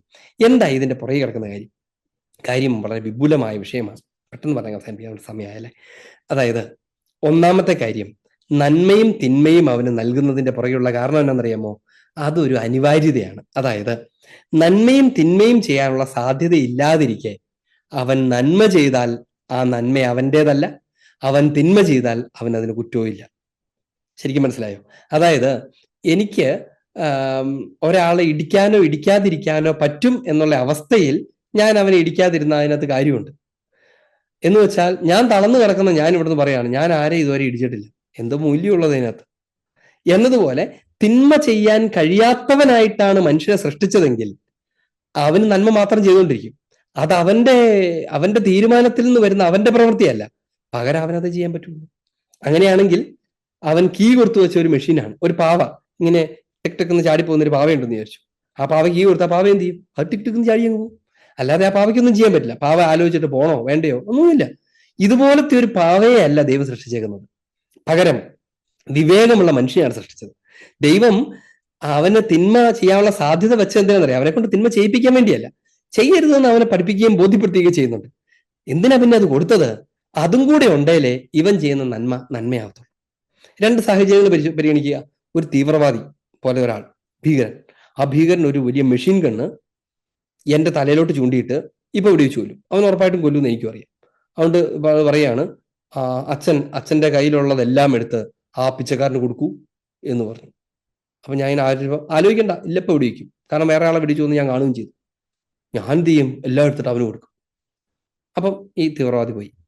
ഞാൻ കുറച്ച് കഴിഞ്ഞ് പറയാം, ഞാനൊരു പുണ്യവാനായ വൈദികനാണ്, കാരണം എൻ്റെ കയ്യിലുണ്ടായിരുന്നൊക്കെ ഞാൻ ഒരു ഭിക്ഷക്കാരൻ്റെ അടുത്ത് കൊടുത്തു. നിങ്ങൾ സമ്മതിക്കൂ? സമ്മതിക്കും. അതേ അപ്പുറത്തിരിക്കുന്ന വേറൊരച്ഛൻ, അദ്ദേഹം സ്പോണ്ടേനിയസ് ആയിട്ട് അദ്ദേഹത്തിന് വേണേ കൊടുക്കാണ്ടിരിക്കാം, അദ്ദേഹം അതൊക്കെ എടുത്ത് ഭിക്ഷക്കാരന് കൊടുത്തു. ആ അച്ഛന് പറയാം ഞാൻ നന്മ ചെയ്യുന്നു, എനിക്ക് പറയാൻ പറ്റത്തില്ല. കാരണം എന്താണ്? രണ്ടിനുമുള്ള സാധ്യത നിലനിൽക്കെ ഞാൻ ചെയ്യുന്ന നന്മ മാത്രമേ എൻ്റെ നന്മയാവുള്ളൂ. അതുകൊണ്ട് ദൈവം എങ്ങനെ ആഗ്രഹിച്ചു? നിന്റെ നന്മകൾ എന്നും നിന്റേതായിരിക്കണം. നിന്റെ നന്മകൾ നിന്റേതാകണമെങ്കിൽ തിന്മ ചെയ്യാനുള്ള സ്പേസ് നിനക്ക് വേണം. ഇനി അതിന്റെ അർത്ഥം എന്താണ്? തിന്മ സംഭവിച്ചത് അവന്റെ പ്രവൃത്തിയിൽ നിന്നാണ്, ദൈവം കൊടുത്തതല്ല. അപ്പോൾ നന്മകളുടെ വൃക്ഷത്തിന്റെ കാര്യം പറയുന്നതിന്റെ പുള്ളി കിടക്കുന്ന ഒരു രഹസ്യം എന്നറിയാമോ? ഈ ധാർമ്മികത, നന്മ ദൈവത്തിൻ്റെതാണ്, എന്നാൽ തിന്മ ദൈവത്തിന്റെ അല്ല. തിന്മ എവിടുന്നാണ്? നമ്മൾ അടുത്ത വിഷയത്തിലേക്ക് വരും, അടുത്ത ക്ലാസ്സിൽ. തിന്മ എവിടുന്നാണ്? അവനവന്റെ ആസക്തികളാൽ പ്രേരിതനായി അവൻ ചെയ്യുന്ന കുതന്ത്രങ്ങളിലും പ്രവൃത്തികളിലുമാണ് തിന്മയുണ്ടായത്. എന്ന് വെച്ചാൽ, നമ്മൾ ഹവ്വ പാപത്തിലേക്ക് ആകർഷിക്കപ്പെടുന്ന വിഷയം അടുത്ത ക്ലാസ്സിൽ സംസാരിക്കുമ്പോൾ നമ്മൾ ഈ വിഷയത്തെ കൂടുതൽ അവതരിപ്പിക്കാം. പകരം ഇപ്പൊ ഇത് മാത്രം ഓർത്താൽ മതി. ദൈവം അവന് തിന്മയ്ക്കുള്ള സാധ്യത നൽകിയത് അവനെ കൊണ്ട് തിന്മ ചെയ്യിപ്പിച്ചിട്ട് അവനെ പിടികൂടാൻ വേണ്ടിയല്ല, പകരം അതുകൂടെ ഉണ്ടെങ്കിലേ അത് അവൻ ചെയ്യുന്ന നന്മ അവന്റെ തീരുമാനമാവുള്ളൂ. അല്ല അവൻ വെറും യന്ത്രമാണ്. ഈ യുക്തിവാദികൾ വിചാരിക്കുന്ന പോലെ ചുമ്മാ യന്ത്രങ്ങളെ സൃഷ്ടിക്കുന്ന ഒരു ദൈവമല്ല നമ്മുടെ ദൈവം. അവിടുന്ന് മഹത്വമുള്ള, സ്വാതന്ത്ര്യമുള്ള, വ്യക്തിത്വമുള്ള മനുഷ്യനെ സൃഷ്ടിക്കുന്ന ദൈവമാണ്. അവിടുന്ന് സൃഷ്ടിച്ച മനുഷ്യന് ദൈവം സാധ്യതകൾ നൽകി. ഇനി ഇതിന്റെ പുറകെ കിടന്ന ഒരു കാര്യം പറഞ്ഞ് അവസാനിപ്പിക്കാം. അതെന്തെന്നറിയോ? ഇങ്ങനെ നന്മ ചെയ്ത് അവൻ സ്വർഗത്തിലെത്തുമ്പം ആ സ്വർഗം അവന്റെ സ്വർഗാവണ്ടേ, അവന്റെ സ്വർഗാവണ്ടേ. നമ്മൾ വെറുതെ ഇങ്ങനെ ഒന്ന് ആലോചിച്ച് നോക്കി. നമ്മൾ ഒരാൾക്ക് വീട് പണിത് കൊടുക്കുമെന്ന് വിചാരിച്ചു.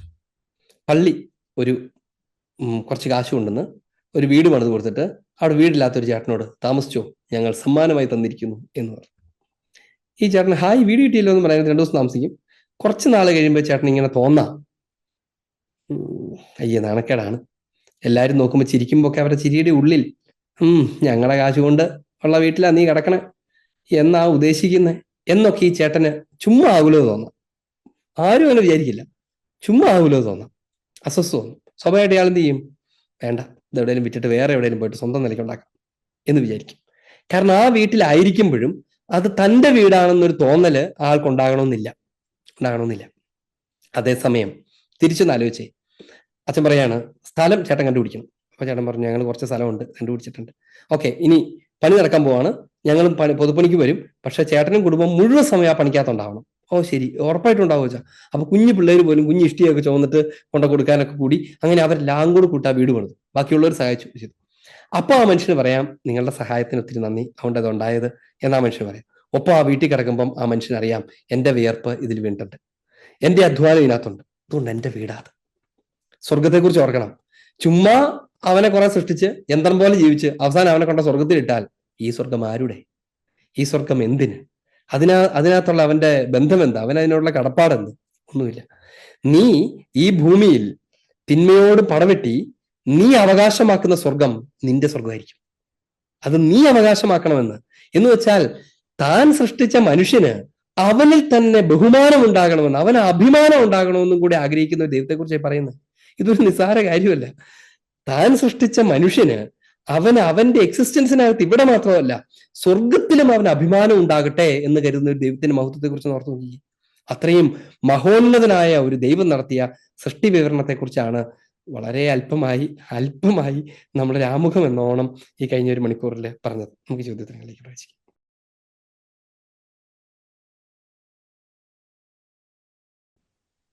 ചോദിച്ചാൽ സ്ഥിതിയായിരിക്കട്ടെ. എനിക്ക് തോന്നുന്നു ഞാൻ സൺഡേ സ്കൂൾ ടീച്ചറാണ്. ഈ ഇപ്പോഴത്തെ കാലഘട്ടത്തിൽ ബൈബിളിനെ കുറിച്ചും സഭയെ കുറിച്ചും ഒക്കെ ഇതൊരു മിത്താണെന്നും അല്ലെങ്കിൽ അതൊരു കാരണവശാലും റാഷണലായിട്ടുള്ള ചിന്തയ്ക്ക് പറ്റുന്നതല്ല എന്നും കുട്ടികൾ ചിന്തിച്ചു തുടങ്ങുന്ന ഒരു 12ാം ക്ലാസ് വഴി ആ ഒരു കാലഘട്ടത്തിലൊക്കെയാണ്.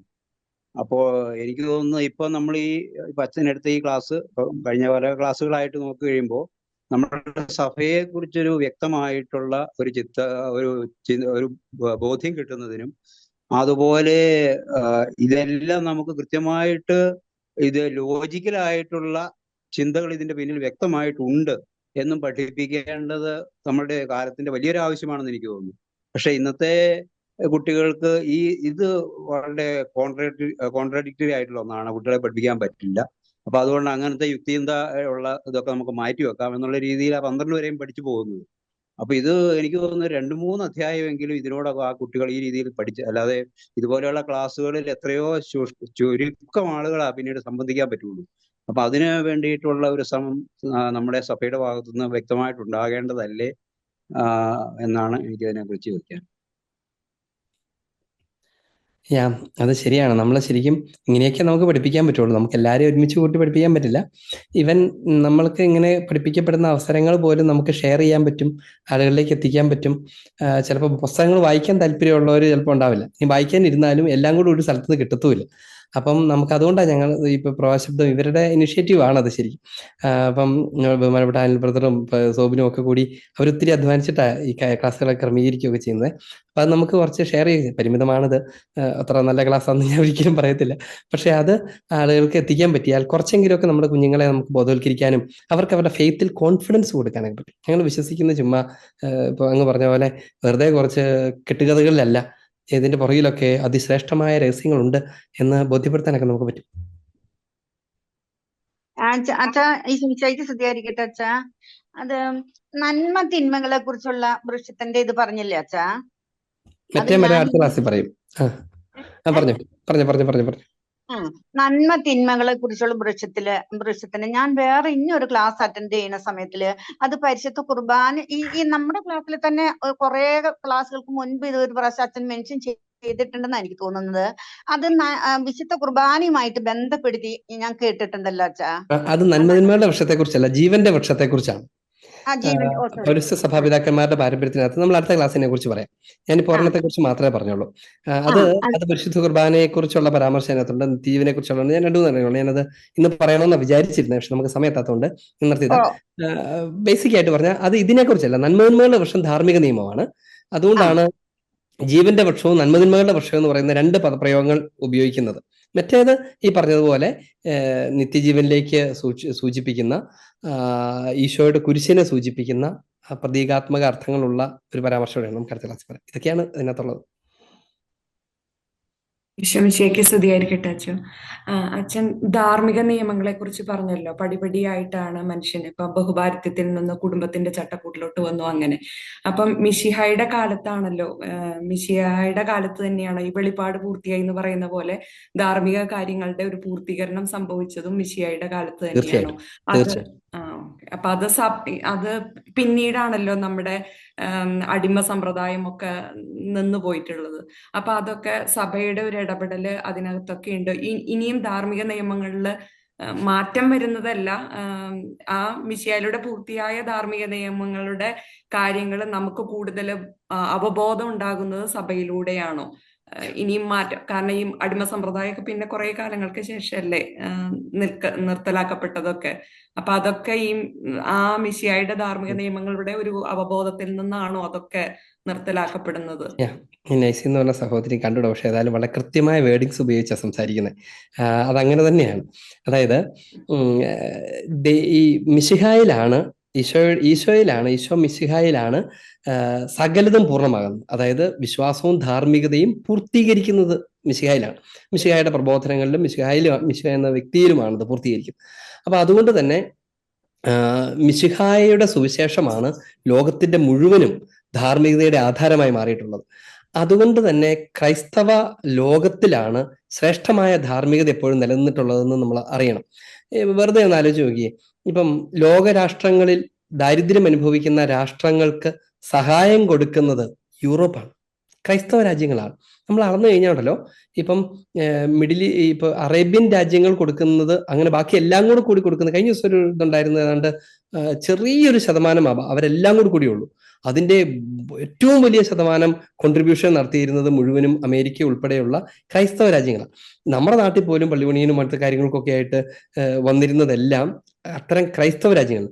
അപ്പം മറ്റു മനുഷ്യനെ കുറിച്ചുള്ള ബഹുമാനം, അവനും ദൈവത്തിൻ്റെതാണ്, അവൻ ഇപ്പൊ കറുത്തിരുന്നാലും വെളുത്തിരുന്നാലും ആഫ്രിക്കയിലായിരുന്നാലും ഇന്ത്യയിലായിരുന്നാലും ഒക്കെ അവനും മനുഷ്യനാണ് എന്ന തിരിച്ചറിവൊക്കെ ലോകത്തിന് കൊടുത്തത് മിശിഹായുടെ സുവിശേഷം തന്നെയാണ്. ഒരു സംശയമില്ലാത്ത കാര്യം. ഇനി അത് വേണ്ടത്ര ഇല്ലാത്തത് കൊണ്ടാണ് മറ്റു ചില മതങ്ങളൊക്കെ പല സ്ത്രീകളെ ഒരുമിച്ച് കല്യാണം കഴിക്കാം. കാരണം അവർ ദേ ആർ കമ്മോഡിറ്റീസ്. എനിക്ക് പോറ്റാൻ പറ്റുമെങ്കിൽ ഇഷ്ടം പോലെ ഇപ്പൊ 10 പശുവിനെ വളർത്താൻ പറ്റുന്ന പോലെ 10 സ്ത്രീകളെ കല്യാണം കഴിക്കാൻ പറ്റും എന്നെങ്കിൽ ചെയ്യാം എന്ന് പറഞ്ഞു കൊടുക്കുന്നത് മനുഷ്യ വ്യക്തിയുടെ മഹത്വത്തെ മാനിക്കാത്തത് കൊണ്ടാണ്, അഥവാ അതിനെക്കുറിച്ച് ധാരണയില്ലാത്തത് കൊണ്ടാണ്. ഇങ്ങനെ തുടങ്ങുന്ന അധാർമികതകളെല്ലാം ഇല്ലാതാകുന്നത് ഈശോയിലാണ്. അവിടുന്നാണ്. അതുകൊണ്ട് ഈശോയുടെ പ്രവൃത്തികൾക്കകത്ത് തന്നെ, പണ്ടുകാലത്ത് സ്ത്രീകൾക്ക് ആത്മാവില്ല എന്ന് പോലും കരുതിയിരുന്ന ഒരു കാലഘട്ടത്തിൽ സ്ത്രീകളെ കൂടെ കൊണ്ട് നടക്കുകയും അവർക്ക് തന്റെ ആദ്യത്തെ പ്രത്യക്ഷീകരണം കൊടുക്കുകയും അവളുടെ വേദനയിൽ പങ്കുചേരുകയും ഒക്കെ ചെയ്യുന്ന ഈശോയെ നമ്മൾ കാണും. അതുപോലെ അടിമകളോടും രോഗികളോടും കുഷ്ഠരോഗികളോട് പോലും സഹവസിക്കുകയൊക്കെ ചെയ്യുന്ന ഈശോയെ നമ്മൾ കാണും. അപ്പൊ അങ്ങനെയും ഉണ്ട് ലോകം എന്ന് പറഞ്ഞാൽ, മനുഷ്യന്റെ മഹത്വം അവന്റെ ക്വാളിറ്റിയിലല്ല, പകരം അവനിൽ തന്നെയാണ് എന്ന് പഠിപ്പിച്ച ഈശോയുടെ പിൻഗാമികളാണ് അത് ലോകത്തിലേക്ക് പ്രചരിപ്പിച്ചത്. അതുകൊണ്ട് ഭൂമി അതിന്റെ ധാർമ്മിക അവബോധത്തിന് ക്രിസ്ത്യാനിറ്റിയോട് 100% കടപ്പെട്ടിരിക്കുന്നു. 100% കടപ്പെട്ടിരിക്കും. ഇത്തിരിയൊന്നുമല്ല, 100% കടപ്പെട്ടിരിക്കുന്നു. എന്ന് പറയാനുള്ള കാരണം എന്താണ്? അതുകൂടാതെ മനുഷ്യർക്കുള്ളതൊക്കെ സ്വാഭാവിക നന്മകൾ മാത്രമാണ്. എന്ന് വെച്ചാൽ, എന്നെ തല്ലാതിരിക്കാൻ ഞാൻ നിന്നെ തല്ലുന്നില്ല എന്ന് പറയുന്നത് പോലത്തെ പഴയ നിയമ മനുഷ്യന്റെ നന്മകൾ മാത്രമേ ഉള്ളൂ. അതിന്റെ മുകളിലുള്ളതൊക്കെ അങ്ങനെ ഒന്നാണ്. അതുകൊണ്ടാണ് ഈ അടിമത്ത സമ്പ്രദായം പോലും മാറ്റിയെടുക്കാൻ കുറച്ച് കാലമെടുത്തെങ്കിലും അതിനെ എറാഡിക്കേറ്റ് ചെയ്യാനായിട്ട് പരിശ്രമിച്ചത് ക്രിസ്ത്യൻ ഡോക്ട്രിൻസ് തന്നെയാണ്. അത് പതുക്കെ പതുക്കെ അക്സെപ്റ്റ് ചെയ്യപ്പെട്ട് വരുന്ന, ക്രിസ്ത്യാനിയുടെ ഇടയ്ക്ക് പോലും അത് അക്സെപ്റ്റ് ചെയ്യപ്പെട്ട് വന്ന് പതുക്കെ ആണെങ്കിൽ പോലും അത് അവരെ അക്സെപ്റ്റ് ചെയ്യേണ്ട ഒരു ഡോക്ട്രിൻ അത് അവർക്ക് നൽകിക്കൊണ്ടേയിരുന്നത് തിരുസഭയിൽ നിന്ന് തന്നെയാണ്. അപ്പൊ അതുകൊണ്ട് 100% അങ്ങനെ തന്നെയാണ്. ഭൂമിക്ക് ധാർമ്മികതയുടെ ഉദാത്ത നിയമങ്ങൾ അന്നും ഇന്നും എന്നും കൊടുത്തുകൊണ്ടിരിക്കുന്നു. ഇപ്പൊ പോലും അബോർഷന് അതിനിപ്പോ എന്താ, സ്ത്രീയുടെ അവകാശമല്ലേ എന്ന് ജനറലി ആളുകൾ ചിന്തിക്കുമ്പം സഭയാണ് ഇതിനെതിരെ ശക്തമായി സംസാരിക്കുന്നത്, ദയാവധത്തിനെതിരെ സംസാരിക്കുന്നത്. അങ്ങനെ ലോകത്തിന്റെ മനസാക്ഷി എന്ന് സഭ വിളിക്കപ്പെടാനുള്ള കാരണം ഒരു പ്രാകൃത ലോകത്തിന് മനസാക്ഷിയായിട്ട് ജീവിക്കുന്നത് സഭയായതുകൊണ്ടാണ്. ഇനി അടുത്ത കാര്യം, ഈ ധാർമ്മികതയിൽ വളർച്ച എന്നൊരു ചോദ്യം കൂടെ അതിനെ കുറിച്ച് ചോദിച്ചാൽ, ധാർമ്മികതയിൽ വളർച്ച എന്ന് ചോദിച്ചാൽ അതിന്റെ ഉത്തരവ് സഹോദരിയാരെ പറഞ്ഞു. അത് ശരിയാണ്. അതായത് ധാർമ്മിക അവബോധത്തിൽ വളർച്ചയുണ്ടാകും. ഇപ്പൊ ഉദാഹരണം പറഞ്ഞാൽ, എന്താ പറയാവുന്നത്, ഒരു കാര്യം, ഒരു സയന്റിഫിക് റിസർച്ച് നടക്കുമ്പോൾ ധാർമ്മികതയുടെ നിയമങ്ങൾ വീണ്ടും പുരോഗമിക്കും. ഒരു പൊട്ട ഉദാഹരണം എന്നാലും, കുഞ്ഞ് മനുഷ്യനാകുന്നത് ജനിച്ച് ഒരാഴ്ച കഴിയുമ്പോഴാണ് എന്നാണ് സയൻസ് കണ്ടെത്തിയിരുന്നത് പണ്ട് എന്ന് കരുതുക. അപ്പോ നമ്മളെ സംബന്ധിച്ച് ഒരാഴ്ച കഴിയുമ്പോൾ മുതൽ അബോർഷൻ നടത്തിക്കൂടാ എന്ന് പറയും. ഇനി സയൻസ് കണ്ടെത്തുകയാണ് അത് അണ്ടവും ബീജവും കൂടിച്ചേരുന്ന ആ നിമിഷത്തിലാണെന്ന് കണ്ടെത്തുമ്പോൾ നമ്മൾ അതിനെ അവിടേക്ക് അറ്റാച്ച് ചെയ്ത് പറയും, അങ്ങനെയാണെങ്കിൽ ആ നിമിഷം മുതൽ അതൊരു മനുഷ്യ വ്യക്തിയായിട്ട് പരിഗണിക്കപ്പെടണം. എന്ന് വെച്ചാൽ മനുഷ്യനെക്കുറിച്ചും ഈ ലോകത്തെക്കുറിച്ചും ഒക്കെയുള്ള ശാസ്ത്രീയ പഠനങ്ങൾ ധാർമ്മികതയെ കൂടുതൽ പ്യൂരിഫൈ ചെയ്യാൻ എന്നല്ല പറയുക, കൂടുതൽ വ്യക്തമായി അവതരിപ്പിക്കാൻ സഹായിക്കും. പ്രിൻസിപ്പിൾ എപ്പോഴും മാറാതെ നിൽക്കും. പ്രിൻസിപ്പിളിന്റെ ആപ്ലിക്കേഷൻസിലാണ് മാറ്റം വരിക. എന്ന് പറഞ്ഞാൽ ജീവൻ അതിന്റെ ആരംഭം മുതൽ മാനിക്കണം എന്നുള്ളതാണ് പ്രിൻസിപ്പിൾ. അപ്പൊ ആ ആരംഭം ഒരാഴ്ച കഴിഞ്ഞാണ് സയൻസ് കണ്ടുപിടിച്ചിരിക്കുന്ന സമയത്താണെങ്കിൽ ഓക്കെ, അന്നേരം തൊട്ട്, ഇനി ആദ്യത്തെ നിമിഷം അന്നേരം തൊട്ട് എന്ന മട്ടിലേ അതിന് മാറ്റം വരുള്ളൂ. അല്ലാതെ പ്രിൻസിപ്പിൾസ് ഒരിക്കലും മാറില്ല. പ്രിൻസിപ്പിളിന്റെ ആപ്ലിക്കേഷൻ നമ്മുടെ നോളജിനനുസരിച്ച് മാറിക്കൊണ്ടിരിക്കും. ഇതാണ് അവിടെ ഉണ്ടാകുന്ന ഡിഫറൻസ്. സ്തുതിയായിരിക്കട്ടെ അച്ഛാ. പിന്നെ ഈ സൃഷ്ടിയെക്കുറിച്ചും പിന്നെ അവന് കൊടുത്തിരിക്കുന്ന അധികാരത്തെക്കുറിച്ചും എല്ലാം പറഞ്ഞു വരുമ്പോൾ ഇപ്പോൾ നമുക്ക് ധാർമ്മികതയെക്കുറിച്ച് 2 ചോദ്യങ്ങളാണ് ഞാൻ ഉദ്ദേശിക്കുന്നത്. അപ്പോ ഇപ്പൊ നമുക്ക് വളരെയധികം വേദനിപ്പിക്കുന്ന 2 കാര്യങ്ങള് വളരെ ക്രൂരമായിട്ട് നടന്നുകൊണ്ടിരിക്കുകയാണ്. ഒന്ന്, ഈ പിന്നെ കോളേജുകളിലും മറ്റും നടക്കുന്ന റാഗിങ് ആണെന്നും പറഞ്ഞ് നടക്കുന്ന ക്രൂരത. അത് മനുഷ്യന് എത്രമാത്രം അധാർമികതയിലേക്ക് പോയി എന്ന് അച്ഛൻ വിവരിച്ച പോലെ തന്നെയാണ് ഇന്ന് അവർ അപ്ലൈ ചെയ്തുകൊണ്ടിരിക്കുന്നത്. അതൊരു ഉദാഹരണം മാത്രമാണ്. നമ്മുടെ കൺമുൻപിൽ പ്രത്യക്ഷത്തിൽ കേട്ടല്ല, യൂട്യൂബിലല്ല, പേപ്പറിലും അല്ലാതെ നേരിട്ട് കാണുന്നതുകൊണ്ട് ഇത്തരം ധാർമ്മികത. അതിന് എവിടെയൊക്കെ കൊണ്ട് അവസാനിപ്പിക്കാൻ പറ്റും, എങ്ങനെ പഠിപ്പിക്കാൻ പറ്റും എന്നറിയാത്ത വിധത്തിൽ. കാരണം ഇപ്പോഴത്തെ പിള്ളേരോടൊന്നും പറയാൻ പാടില്ല എന്നാണ് അധ്യാപകരോട് പോലും പറഞ്ഞു വെച്ചിരിക്കുന്നത്. അപ്പൊ ഒന്നും പഠിപ്പിക്കാൻ പറ്റത്തില്ല, പേരൻസിനും പേടിയാണ്. പിന്നെ മറ്റൊന്ന്, ഈ സൃഷ്ടിയില് എല്ലാം ഉപയോഗിക്കാൻ വേണ്ടിയിട്ട് ദൈവം സൃഷ്ടിച്ചിട്ടപ്പോൾ അത്യാവശ്യം ജന്തുക്കളെയൊക്കെ കൊന്നു തിന്നുകയൊക്കെ ചെയ്യുന്ന കാലഘട്ടത്തിൽ അവ പെറ്റുപെരുകി കാട് നിറഞ്ഞ് കവിയാറില്ലായിരുന്നു. ഇപ്പോ ഒന്നും ചില ഗവൺമെന്റ് നിയമങ്ങളും ഒക്കെ വന്നതുകൊണ്ട്, ചില വ്യക്തി നിയമങ്ങളും ഒക്കെ അവർക്ക് മൃഗങ്ങളോടുള്ള സ്നേഹവും താല്പര്യവും കൊണ്ട് അവയെല്ലാം ജീവിക്കണം. ഇങ്ങനെ ഉപേക്ഷിക്കപ്പെട്ട തെരുവ് നായ്ക്കള്, കില്ലപ്പട്ടികളെ പോലും കത്തോലിക്കരായിട്ടുള്ളവർ പോലും അവരുടെ വീട്ടുമുറ്റത്തും വീടിന്റെ ചുറ്റും ഒക്കെ വളർത്തിക്കൊണ്ട് അവയെ പോറ്റിക്കൊണ്ടൊക്കെ ജീവിക്കുന്നുണ്ട്. ചിലക്ക് നേർച്ച പോലെ അവരെ തീറ്റി പോറ്റുന്നുണ്ട്. അപ്പോ ഈ ഒരു അസ്വസ്ഥമായിട്ടുള്ള എത്ര പേരെയാണ് നായ്ക്കളും മറ്റു കാട്ടുജന്തുക്കളും ജീവൻ എടുത്ത് കളയുന്നതും ഉപദ്രവിക്കുന്നതും മോശമല്ല. അതിനൊരു അതിർകാരണം ഇത് ആദ്യത്തെ എതിരായിട്ടല്ലേ അച്ഛാ ഈ പിന്നെ മറ്റു നിയമങ്ങൾ വന്നിരിക്കുന്നത്. ചോദിച്ചാൽ എനിക്ക് മനസ്സിലായി. അതിനെക്കുറിച്ച് പറയേണ്ടതാണ്. ഒന്ന്, റാഗിങ്ങിനെ കുറിച്ച് നമുക്കറിയാം. മനുഷ്യ വ്യക്തിയുടെ മഹത്വത്തെക്കുറിച്ചും സഹോദരൻ ആരാണ്, അവൻ ചുമ്മാ നിന്റെ ഉപഭോഗവസ്തു ഒന്നുമല്ല, നിന്റെ കീഴ് ഘടകമൊന്നുമല്ല എന്ന് ഉറങ്ങുന്ന കാര്യങ്ങൾ നമ്മൾ ആരും അനുവദിച്ചില്ലെങ്കിലും നമ്മൾ പറഞ്ഞു തന്നെ പഠിപ്പിക്കണം. അത് കൃത്യമായിട്ട് പഠിപ്പിക്കുകയും ചെയ്യണം. അതിന് നമുക്ക് ലഭ്യമായ നിയമങ്ങൾ ഉപയോഗിക്കുകയും ചെയ്യും. അതൊരു വശത്ത്. രണ്ടാമത് വളരെ ക്രൂഷ്യൽ ആയിട്ടൊരു ചോദ്യമാണ് ചോദിച്ചത്. ഈ കാട്ടുപന്നി തുടങ്ങിയ കാര്യങ്ങളൊക്കെ നമ്മുടെ കർഷകരെ കഷ്ടപ്പെടുത്തുന്ന ഈ കാലഘട്ടത്തിൽ നമ്മൾ നിയമം അനുസരിക്കാനാണോ ബാധ്യസ്ഥർ, അതോ നമുക്ക് അതിനെ തിന്നാമോ? തിന്നാം എന്നാണ് അതിന്റെ ഉത്തരം. അതായത് നിയമം, രാഷ്ട്രത്തിന്റെ നിയമം എന്തു തന്നെ ആയിരുന്നാലും മനുഷ്യന് ഈ പ്രപഞ്ചത്തിലെ വസ്തുക്കളെയൊക്കെ അവൻ ഉപയോഗിക്കാം എന്ന് വെച്ച് അവൻ അതിനെ വംശനാശം നടത്താൻ പാടില്ല. ഇനി അവന്റെ നിലനിൽപ്പിനും അവന്റെ ഉപജീവനത്തിനും അത് വിഘാതമാകുന്നെങ്കിൽ അതിനെ സ്റ്റോപ്പ് ചെയ്യിക്കാനുള്ള അധികാരം ഉണ്ടാകണം. രാഷ്ട്രത്തിന്റെ നിയമങ്ങൾ ആ വിധത്തിൽ വേണം സംവിധാനം ചെയ്യപ്പെടാൻ. എന്ന് വെച്ചാൽ ഞാനിത് പറയുന്നതിന്റെ അർത്ഥം മനസ്സിലാക്കണം. ഒരു കാട്ടുപന്നിയെ ഒരു മനുഷ്യൻ കൊല്ലുകയും തിന്നുകയും ചെയ്തു എന്ന് കരുതുക. തന്റെ തോട്ടത്തിൽ അതിക്രമിച്ച് കയറിയ കാട്ടുപന്നിയെ കൊല്ലുകയും തിന്നുകയും ചെയ്തു. സിവിൽ നിയമത്തിന്റെ കണ്ണിൽ അത് കുറ്റകരമാണ്. എന്നാൽ ദൈവത്തിന്റെ മുൻപിൽ അത് പാപമാവില്ല.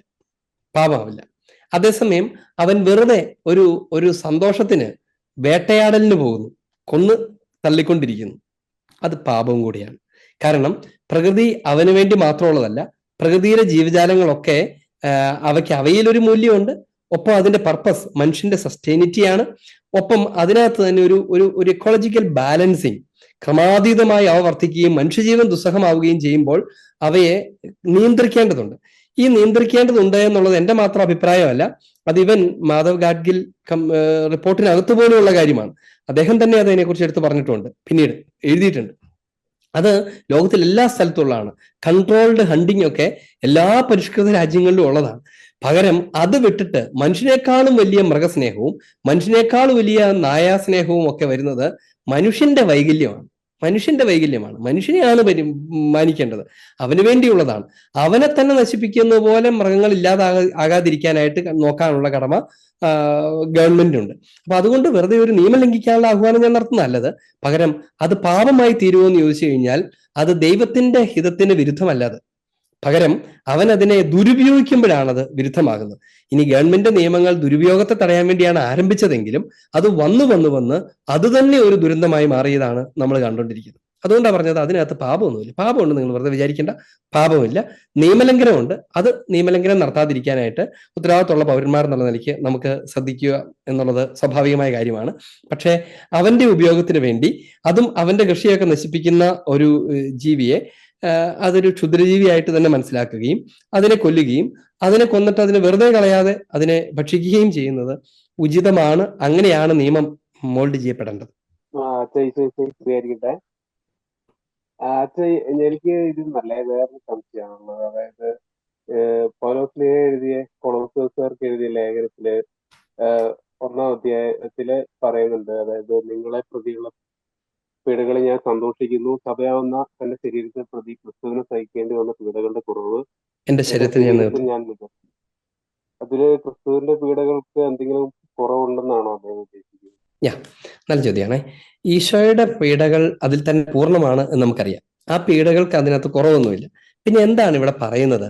ഇവിടെ പറയുന്നതിന്റെ അർത്ഥം ഇതാണ്: ഈ മിശിഹായിലൂടെ നൽകപ്പെടുന്ന രക്ഷ, അവിടുന്ന് സഹിക്കുന്ന പീഡകൾ, അവയ്ക്ക് ഒരു ഗിവിങ് ആൻഡ് റിസീവിങ് എൻഡുകൾ ഉണ്ട് എന്നാണ്. അത് രണ്ട് ഘടകങ്ങൾ കൂടിച്ചേരുന്ന.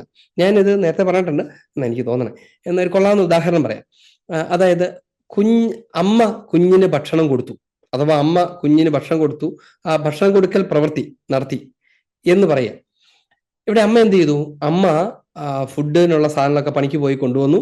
അമ്മ അതിനെ കുക്ക് ചെയ്തു, അതിനെ ചൂട് തണുപ്പിച്ചു, എന്നിട്ട് അത് കൊണ്ടുവന്ന് കുഞ്ഞിന്റെ വാവരെ ഇങ്ങനെ കൊണ്ടു കൊടുത്തു, വായിലേക്കും വെച്ചു കൊടുത്തു. ഇനി എന്ത് ചെയ്യണം? അമ്മയ്ക്ക് ഇറക്കാൻ പറ്റില്ല, കുഞ്ഞതിനെ ഇറക്കണം. ഇവിടം വരെ ചെയ്ത് കുഞ്ഞ് ഇറക്കുന്നില്ല. നമുക്ക് പറയാൻ പറ്റുമോ അമ്മയുടെ ഭക്ഷണം കൊടുക്കൽ പ്രവൃത്തി നടത്തി എന്ന് പറയാൻ പറ്റുമോ? ഇല്ല. അത് പൂർത്തിയാകാൻ എന്ത് വേണം? അമ്മയുടെ മുഴുവൻ പ്രവൃത്തിയും. എന്ന് വെച്ചാൽ കുഞ്ഞ് ഇമ്മ ഇറക്കിക്കൊണ്ടിരുന്ന ഒന്നും ഇറങ്ങി പോകത്തില്ല. ഇത്രയും അമ്മ ചെയ്യണം. ഇനി ആ കുഞ്ഞത് ഇറക്കുകയും കൂടെ ചെയ്തു കഴിയുമ്പം ആ മൊത്തം ടോട്ടൽ പ്രവൃത്തിയെ നമ്മൾ വിളിക്കും ഭക്ഷണം കൊടുക്കൽ നടന്നു എന്ന് പറയും. എന്നതുപോലെ മനുഷ്യരക്ഷയ്ക്ക് വേണ്ടി തന്റെ ജീവൻ കൊടുക്കൽ പ്രവൃത്തി ഈശോ നടത്തി. ഇനി അത് പൂർത്തിയാകുന്നത് ഓരോരുത്തരും അവനവനിൽ അത് സ്വീകരിക്കുമ്പോഴാണ്. അതുകൊണ്ടാണ് അതിന്റെ കുറവ് എന്നിൽ ഞാൻ സ്വീകരിക്കുന്നു എന്ന് പറയുന്നത്. ആ കുറവ് എന്താണ്? സ്വീകരിക്കലിന്റെ കുറവാണ്. അതിനെ പൂർത്തീകരിക്കുന്ന സ്വാംശീകരിക്കലിന്റെ, അത് എന്റേതാക്കി മാറ്റലിന്റെ കുറവാണ് അത്. അപ്പൊ അതുകൊണ്ടാണ് പൗലോസ് പറഞ്ഞത് ഈശോ എനിക്ക് വേണ്ടി മരിച്ചു, ആ മരണത്തെ ഞാൻ എന്നിൽ സ്വീകരിക്കുകയും യാഥാർത്ഥ്യമാക്കുകയും ചെയ്യുന്നു. അങ്ങനെ സ്വീകരിച്ചവരും സ്വീകരിക്കാത്തവരും എന്നാൽ രണ്ട് വിഭാഗമേ ലോകത്തിലുള്ളൂ.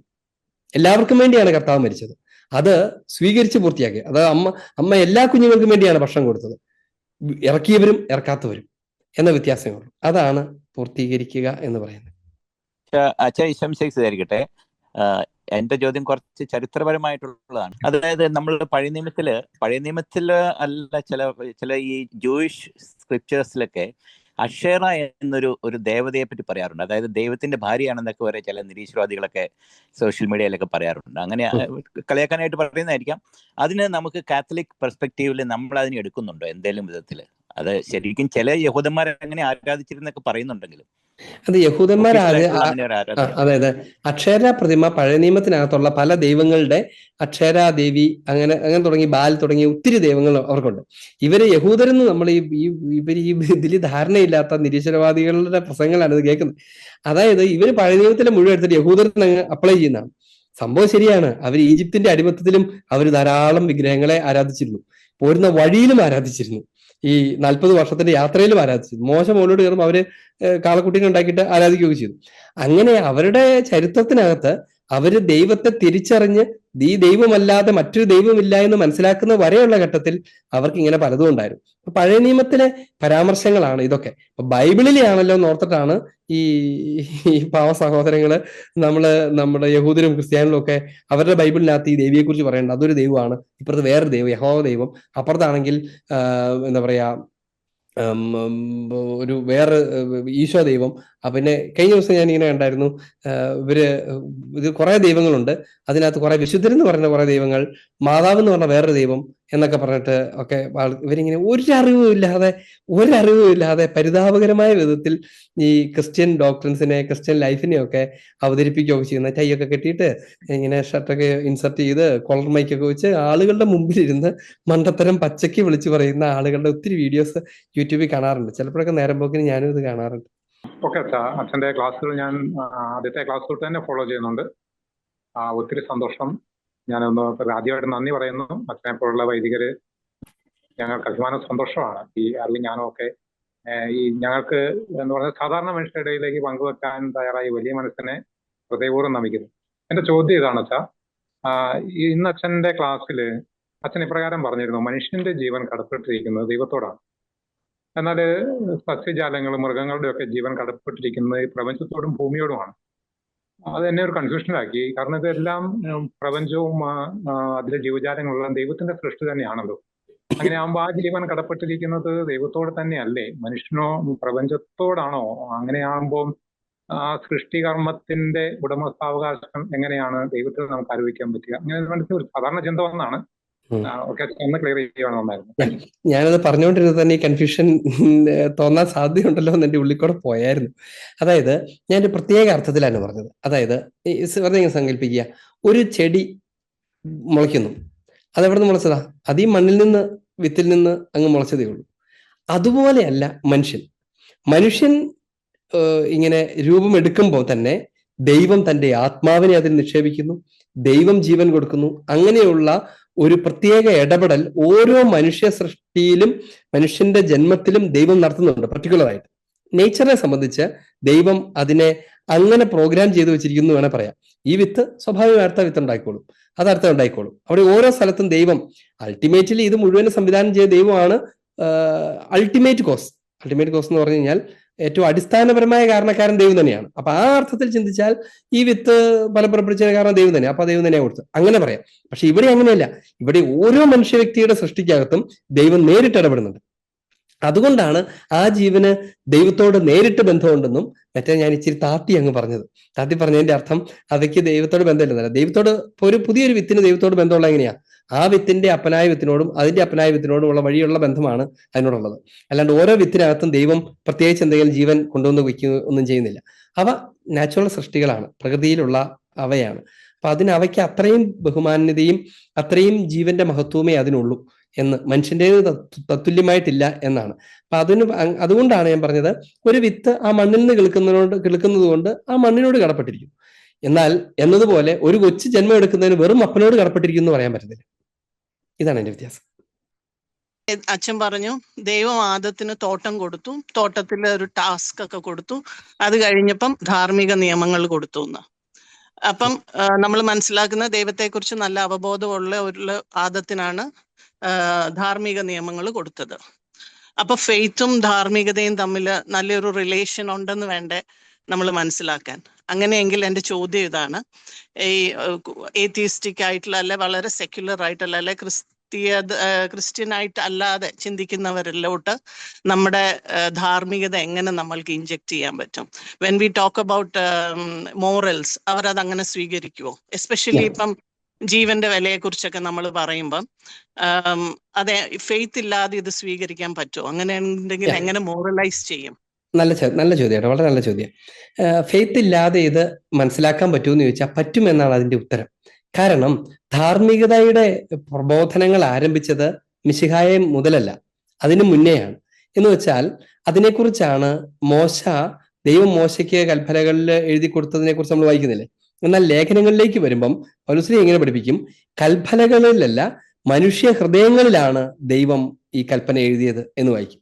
എന്ന് വെച്ചാൽ മനുഷ്യനെ സൃഷ്ടിക്കുമ്പോൾ തന്നെ, അതായത് പ്രീ ഇൻസ്റ്റാൾഡ് സോഫ്റ്റ്വെയർ ആയിട്ട് തന്നെ ദൈവം ധാർമ്മികതയുടെ അടിസ്ഥാന പ്രബോധനങ്ങൾ നൽകിയിട്ടുണ്ട്.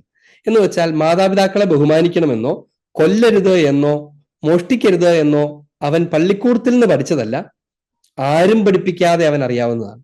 ഒരു ഗോത്രത്തിൽ ഏത് ലോകത്താണെങ്കിലും അവന്റെ മനസ്സിൽ ഇതുണ്ട്. അതുകൊണ്ട് തന്നെ അവൻ കൊല്ലാൻ തുടങ്ങുമ്പോൾ അവന്റെ ഉള്ളിൽ നിന്ന് പറയും, അവന്റെ മനസാക്ഷി എന്ന് പറയും ചെയ്യരുതെന്ന് പറയും.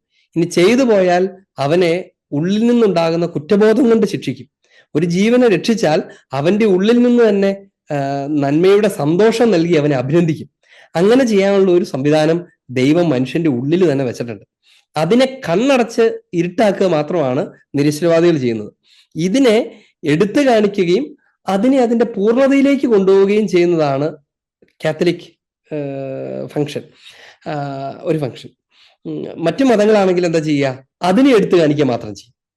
ക്രിസ്ത്യാനിറ്റി അതിനെ അതിന്റെ പൂർണ്ണതയിലേക്ക് കൊണ്ടുപോകും. ഇതാണ് ഡിഫറൻസ്. അപ്പൊ എനിവേ മറ്റു മതങ്ങൾക്ക് പോലും ഈ കൊല്ലരുത് എന്നുള്ള കാര്യത്തെക്കുറിച്ചും സഹോദരനെ ബഹുമാനിക്കണം എന്നുള്ള പറഞ്ഞ കാര്യത്തെക്കുറിച്ചും ഒക്കെ പറയാൻ പറ്റുന്നതിന്റെ കാരണം എന്താ? കാരണം ഇറ്റ്സ് ഇൻബിൽറ്റ്, അവന്റെ ഹൃദയത്തിൽ തന്നെ ദൈവം എഴുതിയിട്ടുണ്ട്. അപ്പൊ അതുകൊണ്ട് സൃഷ്ടിയിലേക്ക് തന്നെ നോക്കിയാൽ അവനത് മനസ്സിലാവും. ഇപ്പൊ ഉദാഹരണത്തിന് നമുക്ക് പെട്ടെന്ന് മനസ്സിലാക്കാൻ പറ്റുന്ന ഒരു ഉദാഹരണം പറയാം. അപ്പൊ തന്നെ ബഹുഭാര്യത്വം എന്ന് പറയുന്നത് അത് തിന്മയാണെന്ന് നമുക്കറിയാം. ക്രിസ്ത്യാനിറ്റി അതിനെ ശക്തമായിട്ട് അങ്ങനെ പഠിപ്പിക്കും. എന്നാൽ അതുകൊണ്ട് ഡിവോഴ്സ് ഇല്ല, അവൻ എന്നേക്കും അവളുടെ ആയിരിക്കും എന്നൊക്കെ നമ്മൾ പഠിപ്പിക്കും. ഇനി ആലോചിച്ച് നോക്കിയേ, ഇതിന്റെ പുറകെയുള്ള കാരണം എന്താ? ഇത് ചുമ്മാ ക്രിസ്ത്യാനിറ്റി വന്ന് പഠിപ്പിച്ച ഈശോ ഇനി മുതൽ നിങ്ങൾ രണ്ടല്ല ഒറ്റ ശരീരമായിരിക്കും, ഉപേക്ഷിക്കുന്നവൻ വ്യഭിചാരം ചെയ്യുന്നു എന്നൊക്കെ പറഞ്ഞപ്പോഴാണോ അത് ബോധ്യപ്പെട്ടു തുടങ്ങിയത്? അല്ല. മനുഷ്യന്റെ ഹൃദയത്തിലേക്ക് നോക്കിക്കേ. നിങ്ങൾ ഓരോരുത്തരും ചിന്തിച്ചേ, നിങ്ങളുടെ ജീവിത പങ്കാളി മറ്റൊരാളുടേത് കൂടി ആകുന്നത് നിങ്ങൾക്ക് താല്പര്യമാണ്?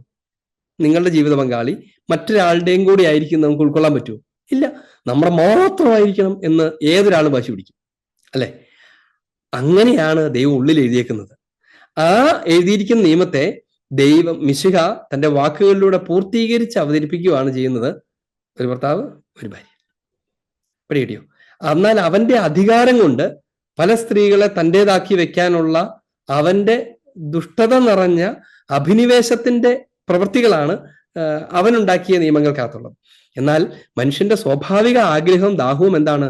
എന്റെ ജീവിത പങ്കാളി എന്റെ മാത്രമായിരിക്കണം, ആ ആൾ പൂർണ്ണമായും എന്റേതായിരിക്കണം. അങ്ങനെ പൂർണ്ണമായും നിന്റേതായിരിക്കണമെങ്കിൽ ഞാൻ പൂർണ്ണമായും അവൻ്റേതായിരിക്കണം, അല്ലെ അവളുടേതായിരിക്കണം. അങ്ങനെ ഒരു കാര്യം അവന്റെ ഹൃദയത്തിൽ തന്നെ എഴുതിയിട്ടുണ്ട്. അപ്പൊ ധാർമ്മികതയ്ക്ക് വേണ്ടി അത് പഠിക്കാൻ പുറത്തു പോകേണ്ട ആവശ്യം പോലും വരുന്നില്ല. ഇങ്ങനെ തുടങ്ങി ധാർമ്മികതയുടെ അടിസ്ഥാന നിയമങ്ങൾ നാച്ചുറൽ ലോയിൽ മനുഷ്യ വ്യക്തിത്വത്തിനകത്ത് തന്നെ രേഖപ്പെടുത്തിയിരിക്കുന്നത്, അവന്റെ അടിസ്ഥാന സ്വപ്നങ്ങൾക്കകത്ത് ഹിതത്തിനകത്ത് രേഖപ്പെടുത്തിയിരിക്കുന്നതിലേക്കൊക്കെ വിരൽ ചൂണ്ടിക്കൊണ്ട് നമുക്ക് സ്റ്റാർട്ട് ചെയ്യാൻ പറ്റും. വിശ്വസിക്കാത്ത ഒരാൾക്ക് എന്ന് പറഞ്ഞാൽ വിശ്വാസികൾക്ക് മാത്രമുള്ളതല്ല ധാർമ്മികത, ലോകത്തിന് മുഴുവൻ ഉള്ളതാണ്. അതുകൊണ്ട് ധാർമ്മികതയെ കുറിച്ച് പറയുമ്പോൾ പലപ്പോഴും ഉണ്ടല്ലോ, സഭ എങ്ങനെ പഠിപ്പിക്കുന്നു എന്ന് പിള്ളേർ എപ്പോഴും പറയണേ. ഞാനത് കേട്ട് മടുത്ത്. ആർട്ടിഫിഷ്യൽ കോൺട്രാസെപ്റ്റീവ്സ് പാപമാണെന്നാണ് സഭ പഠിപ്പിക്കുന്നത്, എന്നാ അത് അവസാനിപ്പിക്കുന്നത്. അത് പാപമാണെന്ന് പറയാൻ അവസാനിപ്പിക്കുകയല്ല, എന്നാണ് സഭ പഠിപ്പിക്കുന്നത്. എന്ന് വെച്ചാൽ ബാക്കിയുള്ളവർക്ക് കുഴപ്പമില്ല, സഭ പഠിപ്പിക്കല് ബോധ്യപ്പെടാത്തവർക്കും കുഴപ്പമില്ല എന്നുള്ള മട്ടിലാണ് ഇത് പറയുന്നത്. അങ്ങനെ പറയിപ്പിക്കരുത്. അത് പാപമാണ് എന്ന് പറയാൻ അവസാനിപ്പിക്കണം. നമ്മൾ പോലും പ്രസംഗിക്കും, പലരും പ്രസംഗിക്കുമ്പോണ്ടല്ലോ, എന്നാണ് സഭ പഠിപ്പിക്കുന്നത്. ശരിയാ, സഭ പഠിപ്പിക്കുന്നുണ്ട്. പക്ഷെ സഭ പഠിപ്പിക്കുന്നതിന് മുൻപേ അത് പാപമാണ്. അത് പാപമായതുകൊണ്ട് സഭ അതെടുത്ത് പഠിപ്പിക്കുന്നതാണ്. എന്ന് നമ്മൾ വിശദീകരിക്കണം. അച്ഛാ ക്ഷമിച്ചിരിക്കട്ടെ. ഇപ്പൊ അച്ഛൻ പറഞ്ഞതിനകത്ത് ഞാൻ ഉദ്ദേശിച്ച ചോദ്യത്തിന്റെ കുറച്ച് മറുപടി വന്നു. കാരണം ഇപ്പോഴത്തെ നിയമം അനുസരിച്ച് പ്രായപൂർത്തിയായവർക്ക് ആരുമായിട്ട് ലൈംഗിക ബന്ധമാകാന്നൊക്കെയുള്ള നിയമം ഉണ്ടാക്കി വെച്ചിരിക്കുന്നത്. ഇത് ശരിക്കും പറഞ്ഞാൽ വലിയൊരു അധാർമികത തന്നെയല്ലേ ഇത്തരത്തിലുള്ള നിയമങ്ങളൊക്കെ ഉണ്ടാക്കി വെക്കുന്നത്? അതായത് ഒരു സെക്യുലർ വേൾഡിനെ സംബന്ധിച്ച്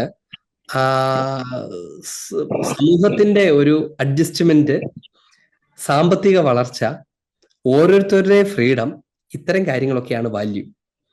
അതിനെ കോർഡിനേറ്റ് ചെയ്യുന്ന ഒന്നിനെ കാണാത്തിടത്തോളം കാലം ഇതിനകത്ത് എന്ത് ധാർമ്മികതയുണ്ടെന്ന് മാത്രമേ നോക്കേണ്ടൂ.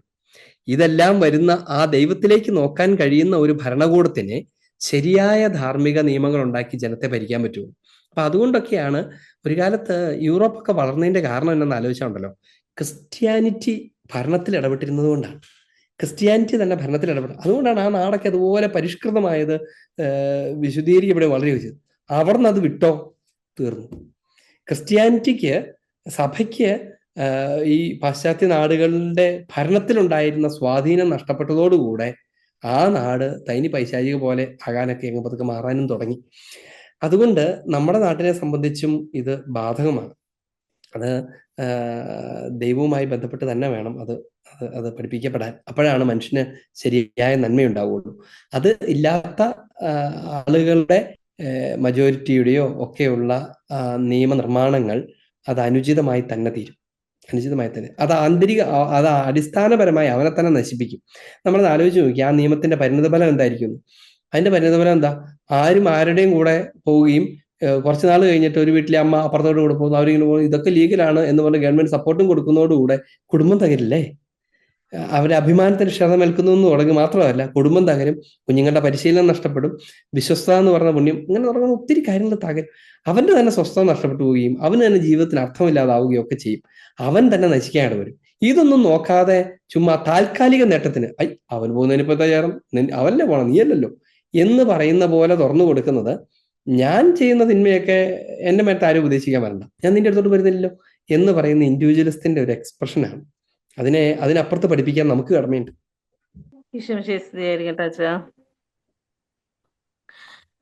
പഴയ നിയമത്തില് ഈ സൃഷ്ടികർമ്മം വന്നിട്ട് എല്ലാം കഴിഞ്ഞ ശേഷം സാബത്ത് ആചരിക്കണമെന്ന് ദൈവം പറഞ്ഞിട്ടുണ്ട്. സാബത്ത് ആചരിക്കണമെന്ന് പറഞ്ഞിട്ടുള്ളതിൽ നമ്മളിപ്പോ സാബത്ത് വരുന്നത് ശരിക്കും ശനിയാഴ്ചയാണ്. ശനിയാഴ്ചയാണ് സാബത്ത് വരുന്നത്. അതായത് ഈ ദുഃഖത്തിന്റെ കാര്യം പറയും, ഈശോ കുരിശിലെ നമ്മൾ ആചരിക്കുന്നത് ഞായറാഴ്ചയാണ്. അപ്പൊ അത് നമുക്ക് ശരിയാണോ? തെറ്റല്ലേ? നമ്മൾ മുമ്പേ നേരത്തെ സംസാരിച്ചിട്ടുണ്ട്. വിശുദ്ധ ഗ്രന്ഥത്തിന്റെ വചനങ്ങളെ സഭയുടെ പ്രബോധനങ്ങളില്ലാതെ വായിക്കാനും മനസ്സിലാക്കാനും ശ്രമിക്കുമ്പോൾ ഉണ്ടാകുന്ന കുഴപ്പങ്ങളിൽ നിന്നാണ് പല ആളുകൾ അങ്ങനെയൊക്കെ പറയുന്നത്. സാബത്ത് എന്നതിന്റെ അർത്ഥം തന്നെ എന്തായിരുന്നു? അധ്വാനത്തിന് ശേഷമുള്ള നിത്യവിശ്രാന്തിയെക്കുറിച്ച് പറയുന്നതാണ്. അത് സ്വർഗത്തിലേക്ക് പ്രവേശിക്കുന്നതിനെ കുറിച്ചാണ് അതിന്റെ സൂചന. ഇനി പാപം മൂലം അധപതിച്ച മനുഷ്യൻ ഹിസ്റ്ററിയിൽ ശരിയായ അർത്ഥത്തിൽ ഈ സ്വർഗത്തിലേക്ക് അവകാശിയായി തീരുന്നതെന്ന അത് ഈശോയുടെ ഉത്ഥാനത്തിലാണ്. അതുകൊണ്ട് സാബത്ത് ദൈവം ആഗ്രഹിച്ച സൃഷ്ടിയുടെ അവസാനത്തിലുള്ള സാബത്ത്, അത് മിശിഹ സൃഷ്ടിയുടെ പൂർണ്ണതയാകുന്ന മനുഷ്യാവതാരം ചെയ്ത ഈശോയുടെ സ്വർഗരാജ്യ പ്രവേശനത്തിന് അല്ലെങ്കിൽ ഉത്ഥാനത്തിന്റെ ദിവസമാണ് ഏറ്റവും ഉചിതമായിട്ടുള്ളത്.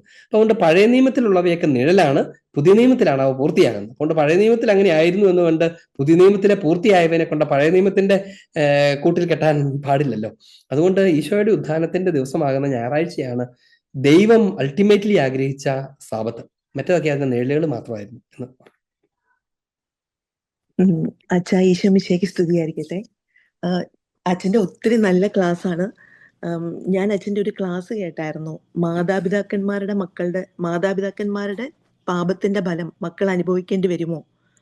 അപ്പം എനിക്ക് മനസ്സിലായത്, മക്കൾ അതിൽ ആക്റ്റീവായിട്ട് പാർട്ടിസിപ്പേറ്റ് ചെയ്താലാണ് അത് അനുഭവിക്കേണ്ടി വരത്തുള്ളൂ, അല്ലെങ്കിൽ അവർക്കത് വരത്തില്ല എന്നുള്ളതാണ്. അപ്പം എൻ്റെ ഒരു ക്വസ്റ്റ്യൻ എന്ന് വെച്ചാൽ, അതായത് ഞാൻ പീഡിയാട്രിക്സിലാണ് വർക്ക് ചെയ്യുന്നത്. അപ്പം ഈ പേരൻസിന്റെ ഡ്രഗ് അബ്യൂസ് മൂലം, സബ്സ്റ്റൻസ് അബ്യൂസ് മൂലം കുട്ടികളിൽ ഒരുപാട് ഇഫക്റ്റ് വരുന്നുണ്ട്. അവരുടെ ബ്രെയിൻ ഡെവലപ്മെന്റ് ബാധിക്കുന്നു, ലൈക് ഫീറ്റൽ ആൽക്കഹോൾ സിൻഡ്രോം അല്ലെങ്കിൽ ബിഹേവിയറൽ ഇഷ്യൂസ്. പിന്നെ അതായത് എന്റെ ഉത്തരം പറയാം. അതായത് ശിക്ഷാവിധി വരുന്ന പാപത്തിന്റെ ഉത്തരവാദിത്വം വരില്ല എന്നാണ് പറഞ്ഞത്. അതേസമയം അതിന്റെ ഓക്കെ ഓക്കെ നാച്ചുറൽ എഫക്ട്സ് ഒക്കെ വരും എന്നും ആ വീഡിയോക്കകത്ത് തന്നെയുണ്ട്. അതായത് ഓക്കെ അപ്പൻ എനിക്ക് മനസ്സിലായില്ലായിരുന്നു.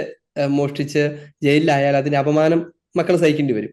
അപ്പം കള്ളു കുടിച്ച് കുടുംബത്തിലെ സമ്പത്ത് മുഴുവൻ നശിപ്പിച്ചാൽ മക്കൾ ദാരിദ്ര്യത്തിലായിരിക്കേണ്ടി വരും.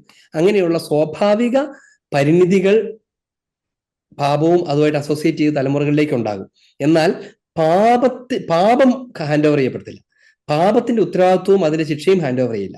പകരം സ്വാഭാവികമായ തകർച്ചകൾ, ഉദാഹരണത്തിന് വീട്ടിലുണ്ടായിരുന്ന പൈസയെല്ലാം അപ്പൻ ഉദാസീനമായി നശിപ്പിച്ച് കളഞ്ഞാൽ അതിന്റെ ദാരിദ്ര്യം മക്കൾക്കുണ്ടാവും. അത് നാച്ചുറലാണ്. ഇതും കൂടെ അതിന്റെ കൂട്ടത്തിൽ പറഞ്ഞിട്ടുണ്ടായിരുന്നു. അതുപോലെ അച്ഛാ, ഈ പേരൻസിന്റെ ഡിവോഴ്സിന്റെ ഒരു എഫക്റ്റ് ആയിട്ട് പിള്ളേർ ഒരുപാട് സഫർ ചെയ്യേണ്ടി വരുന്നില്ലേ? സഫർ ചെയ്യേണ്ടി വരും, അപ്പം ഉറപ്പായിട്ടും. അതിന്റെ ഭാഗമായിട്ട് ഞങ്ങൾക്ക് ഇനി കല്യാണമേ വേണ്ട, അങ്ങനെ ഒരു ലൈഫ് സ്റ്റൈൽ ചൂസ് ചെയ്യുന്നത് വഴി ഒരു പാപത്തിന്റെ ഒരു ഇത് അത് പാപമല്ലല്ലോ കടന്നു വരുന്നത്. അവരുടെ ദുർമാതൃക ഇവരെ സ്വാധീനിച്ച് അതിന്റെ പരിണിത ഫലം ഇവരിൽ ഉണ്ടാകുന്നതാണ്. അതായത് അപ്പനും അമ്മയും ചെയ്ത ഡിവോഴ്സ് എന്ന പാപം മക്കളിലില്ല. അതായത് അപ്പനും അമ്മയും ഡിവോഴ്സ് ചെയ്തപ്പോൾ മക്കളും ഡിവോഴ്സ് എന്ന പാപത്തിന് ശിക്ഷാവിധി അർഹിക്കുന്നവരായി മാറുന്നില്ലല്ലോ. പകരം അതിന്റെ കെടുതികളാണ് ഇവർ അനുഭവിക്കുന്നത്. ആ കെടുതികളുടെ ഭാഗമാണ് അവർക്ക് ഇനി കല്യാണം, ഒരു കുടുംബം പോലും വേണ്ട എന്നുള്ള തോന്നലുണ്ടാക്കുന്നത്. അപ്പൊ കെടുതികളെയാണ് നമ്മൾ പരിഹരിക്കേണ്ടത്. അതിന് മക്കൾ പോയി കുമ്പസാരിക്കേണ്ട കാര്യമില്ല. പകരം അതിന്റെ കെടുതികൾ പരിഹരിച്ചാൽ മതി. എന്നാൽ അപ്പനും അമ്മയുമാണ് അതിന് പരിഹാരം ചെയ്യേണ്ടത്. കുമ്പസാരിക്കാൻ പറ്റത്തില്ല ഡിവോഴ്സ് ചെയ്ത്. ഓക്കെ, പക്ഷെ അതിന്റെ ഒരു പാറ്റേൺ അവരിലേക്ക് പോകുന്നില്ലേ അച്ഛാ? അതെല്ലാം സ്വാഭാവികമായ ഹാൻഡിങ് ഓവർ ആണെന്നേ. അതെല്ലാം ഉണ്ട്. പാപം മാത്രമേ പോകുന്നില്ല എന്ന് പറഞ്ഞോളൂ. പാപം മാത്രമാണ് പോകുന്നില്ല. പാപം പോകുന്നില്ല, സ്വാഭാവികമായും പാപത്തിന്റെ ശിക്ഷയും അവരിലേക്ക് പോകുന്നില്ല. ബാക്കി എല്ലാം പോകും. ഓക്കെ, താങ്ക് യു അച്ഛാ. ഹലോ, ഈശോമിശിഹായ്ക്ക് സ്തുതിയായിരിക്കട്ടെ അച്ഛാ. ഞാൻ ബോംബെ നിന്നാണ് പറയുന്നത്. നമ്മള് മാർക്കിന്റെ സുവിശേഷവും ജോണിന്റെ സുവിശേഷമൊക്കെ വായിക്കുമ്പോൾ അതിലെ 9-ാം അധ്യായത്തിലും 7-ാം അധ്യായത്തിലും ഈശോ സ്പിറ്റൂൺ യൂസ് ചെയ്യുന്നുണ്ട് ഹീൽ ചെയ്യാനായിട്ട്. അത് സൃഷ്ടിയുമായിട്ട് സ്പിറ്റ് യൂസ് ചെയ്യുന്നു. Why did Jesus use a spit for some of his miracles? അതിനെന്തെങ്കിലും രണ്ട് കാര്യങ്ങളുണ്ട്. ഒന്ന് പണ്ട് വെള്ളം കൊണ്ട് മണ്ണ് കുഴച്ച് നിന്നെ സൃഷ്ടിച്ച ആ ദൈവം തന്നെയാണ് നിന്റെ മുമ്പിൽ നിന്നുകൊണ്ട് നിന്റെ ഈ കേടിനെ ഇപ്പൊ റിപ്പയർ ചെയ്യുന്നത്. അതിന്റെ ഓണർ തന്നെയാണ് നിന്നെ റിപ്പയർ ചെയ്യുന്നത് എന്ന സൂചന അവിടെ കൊടുക്കുന്നുണ്ട്. മനസ്സിലായോ? പണ്ട് പഴയ നിയമത്തിന്റെ കാലഘട്ടത്തിൽ, ഈ പറഞ്ഞ ഉൽപ്പത്തി ചരിത്രത്തിൽ, വെള്ളം കൊണ്ട് മണ്ണ് കുഴച്ച് നിന്നെ രൂപപ്പെടുത്തിയ ആ ദൈവം തന്നെയാണ് ഇപ്പൊ രണ്ടാമത് നിന്റെ മുൻപിൽ നിന്നുകൊണ്ട് നിനക്ക് വന്ന കേടിനെ പരിഹരിക്കുന്നത് എന്ന് പറയുകയാണ്. അതായത് ഞാൻ ദൈവമാണെന്നാണ് അതിന്റെ ബേസിക് അർത്ഥം. രണ്ടാമത്തെ അർത്ഥം എന്നറിയാമോ? രണ്ടാമത്തെ അർത്ഥം അതൊരു സാക്രമെന്റൽ ഇനിസിയേഷൻ ആണ്. അതായത് ഒരു കൗദാശിക പ്രവൃത്തിയുടെ സംസ്ഥാപനം, അഥവാ കൂദാശ സ്ഥാപിക്കുന്നതിന്റെ ഒരു ഒരുക്കമോ കൂദാശ സ്ഥാപിക്കുന്നതിന്റെ ഒരു അടയാളമോ ഒക്കെ അതിനകത്തുണ്ട്. അതിന്റെ ഒരു പശ്ചാത്തലം എന്ന് പറഞ്ഞാല്, ഈ പണ്ടത്തെ അവരുടെ ഒരു കാലഘട്ടത്തിൽ, അന്ന് വലിയ മെഡിസിൻ ഒന്നും ഡെവലപ്പ് ചെയ്തിട്ടില്ലാത്ത കാലത്ത് തുപ്പലൊക്കെ ഒരു ഔഷധമായി കണക്കാക്കിയിരുന്നു. നമ്മുടെ നാട്ടിൽ പോലും അങ്ങനെ ആൾക്കാർ ചെയ്യില്ലേ, മുറിവിനെ ഇങ്ങനെ ആക്കുകയൊക്കെ ചെയ്യില്ലേ. അപ്പൊ അത് അന്നത്തെ കാലഘട്ടത്തിൽ ഒരു വിചാരമായിരുന്നു. എണ്ണ, വീഞ്ഞ്, ഈ ഇതുപോലത്തെ സലൈവ തുടങ്ങിയതൊക്കെ ഒരു ഔഷധമാണ് എന്ന് അവരനുഭവിച്ചിട്ടുണ്ട്. മുറിവൊക്കെ ഇടുമ്പോൾ പെട്ടെന്ന് സുഖമാവുകയൊക്കെ ചെയ്യുന്നു. വായിലെ മുറിവ് പെട്ടെന്ന് കരിയുന്നു, പുറത്തേക്ക്, അങ്ങനെയൊക്കെ അവർ മനസ്സിലാക്കി. അപ്പോ ദൈവം ഈ പ്രപഞ്ചത്തിൽ തന്നെയുള്ളവയെ ഉപയോഗിച്ചുകൊണ്ട് അവനെ സൗഖ്യപ്പെടുത്തുന്നു എന്ന് വെച്ചാൽ, ഇന്ന് നമ്മൾ രോഗിയെ ലേപനം ചെയ്ത് സുഖപ്പെടുത്തുന്നതും വിശുദ്ധ ജലത്തെ ആശീർവദിച്ചിട്ട് അത് തെളിക്കുന്നതുമൊക്കെ ഉചിതമാണ് എന്ന് കർത്താവ് മുന്നേ പഠിപ്പിക്കുന്നതാണ്. അതായത് ഒരു പ്രവൃത്തിയിലൂടെ ഒരു സൗഖ്യം നൽകുന്നു. ചുമ്മാ അങ്ങനെ ഓക്കെ നീ മാമോസ സ്വീകരിച്ചിരിക്കുന്നു, അല്ലെങ്കിൽ നിന്റെ പാപങ്ങൾ ക്ഷമിക്കപ്പെട്ടിരിക്കുന്നു, ബലി അങ്ങ് അർപ്പിക്കപ്പെട്ടിരിക്കുന്നു എന്ന് പറഞ്ഞ പോലെയല്ല, അത് ചെയ്യുന്നുണ്ട്. അതായത് ഓരോ കൂദാശയ്ക്കകത്തും പ്രവൃത്തികൾ കൂടെ ഇൻവോൾവ് ആയിട്ടാണ്. ഒരു അടയാളമാണ് കൂദാശ. അപ്പൊ അങ്ങനെ ഒരു അടയാളം സ്ഥാപിക്കുകയാണ് ഈശോ എന്ന് പറഞ്ഞാൽ, പിന്നീട് അവിടുന്ന് നൽകാനിരിക്കുന്ന രോഗലേപനത്തിന്റെ മുന്നൊരുക്കങ്ങളൊക്കെ അതിനകത്തുണ്ട്. എന്ന് പറഞ്ഞാൽ കർത്താവ് ഈ ചെളി ഉണ്ടാക്കി അവന്റെ കണ്ണിൽ പൂശുന്നത് പോലെ പിന്നീട് പരിശുദ്ധാത്മാവ് ഇറങ്ങി വസിക്കുന്ന ആ വിശുദ്ധ തൈലം കൊണ്ട് പൂശിക്കൊണ്ട് അവനെ സുഖപ്പെടുത്തുന്ന കൂദാശയൊക്കെ സ്ഥാപിക്കുന്നതിന്റെ ഒരുക്കൊക്കെയാണ്. അപ്പം ഈ രണ്ട് കാര്യമാണ്. ഒന്ന് സൃഷ്ടി, ആ ദൈവം തന്നെ നിൽക്കുന്നു. ഇനി രണ്ടാമത് കൂദാശകൾ കർത്താവ് വല്ല പണിതു തുടങ്ങുന്നു. പിതാവിൻ്റെയും പുത്രൻ്റെയും പരിശുദ്ധാത്മാവിൻ്റെയും നാമത്തിൽ ആമേൻ. കർത്താവായ യേശോയെ, കഴിഞ്ഞ സമയം മുഴുവനും അവിടുന്ന് ഞങ്ങളോട് കൂടെ ആയിരിക്കുകയും ഞങ്ങളോട് സംസാരിക്കുകയും ചെയ്തു.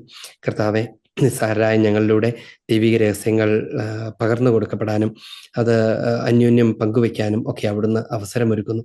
നല്ല ദൈവമേ, അതിനാവശ്യമായ സാഹചര്യങ്ങൾ അവിടുന്ന് ഒരുക്കി തരുന്നു. അതിനുള്ള ആളുകളെ അവിടുന്ന് കൂട്ടുചേർക്കുന്നു. കർത്താവെ, ഈ ശുശ്രൂഷകളെ അവിടുന്ന് ആശീർവദിക്കണമേ. പ്രഭാതശബ്ദത്തിൻ്റെ ശുശ്രൂഷയെ അവിടുന്ന് ആശീർവദിക്കണമേ. പങ്കുചേർന്ന് ഞങ്ങളെയൊക്കെ ഒരു സ്നേഹത്തിൻ്റെ കൂട്ടായ്മയിൽ ഒരു കുടുംബം പോലെ വളർത്തുന്നതിന് അങ്ങേക്ക് നന്ദി പറയുന്നു. ഞങ്ങളുടെ കൂട്ടായ്മയെ അവിടുന്ന് ശക്തിപ്പെടുത്തുകയും വലിയ ശക്തിയോടെ, കൂട്ടായ്മയുടെ ശക്തിയോടുകൂടെ ഈ ലോകത്തിൽ അങ്ങയുടെ നാമത്തിൻ്റെ ശുശ്രൂഷ ചെയ്യാൻ ഞങ്ങളെ ശക്തിപ്പെടുത്തുകയും ചെയ്യണമേ. ഞങ്ങൾ കേൾക്കുകയും പഠിക്കുകയും ചെയ്യുന്നവ ഞങ്ങളുടെ ആത്മാവിൽ മായാതെ നിലനിൽക്കാനും അവിടുന്ന് സഹായിക്കണമേ. ഞങ്ങൾ ഓരോരുത്തരെയും ആശീർവദിക്കണമേ, ഇപ്പോഴും എപ്പോഴും എന്നേക്കും. ആമേൻ. ഈശോ മിശിഹായ്ക്ക് സ്തുതിയായിരിക്കട്ടെ.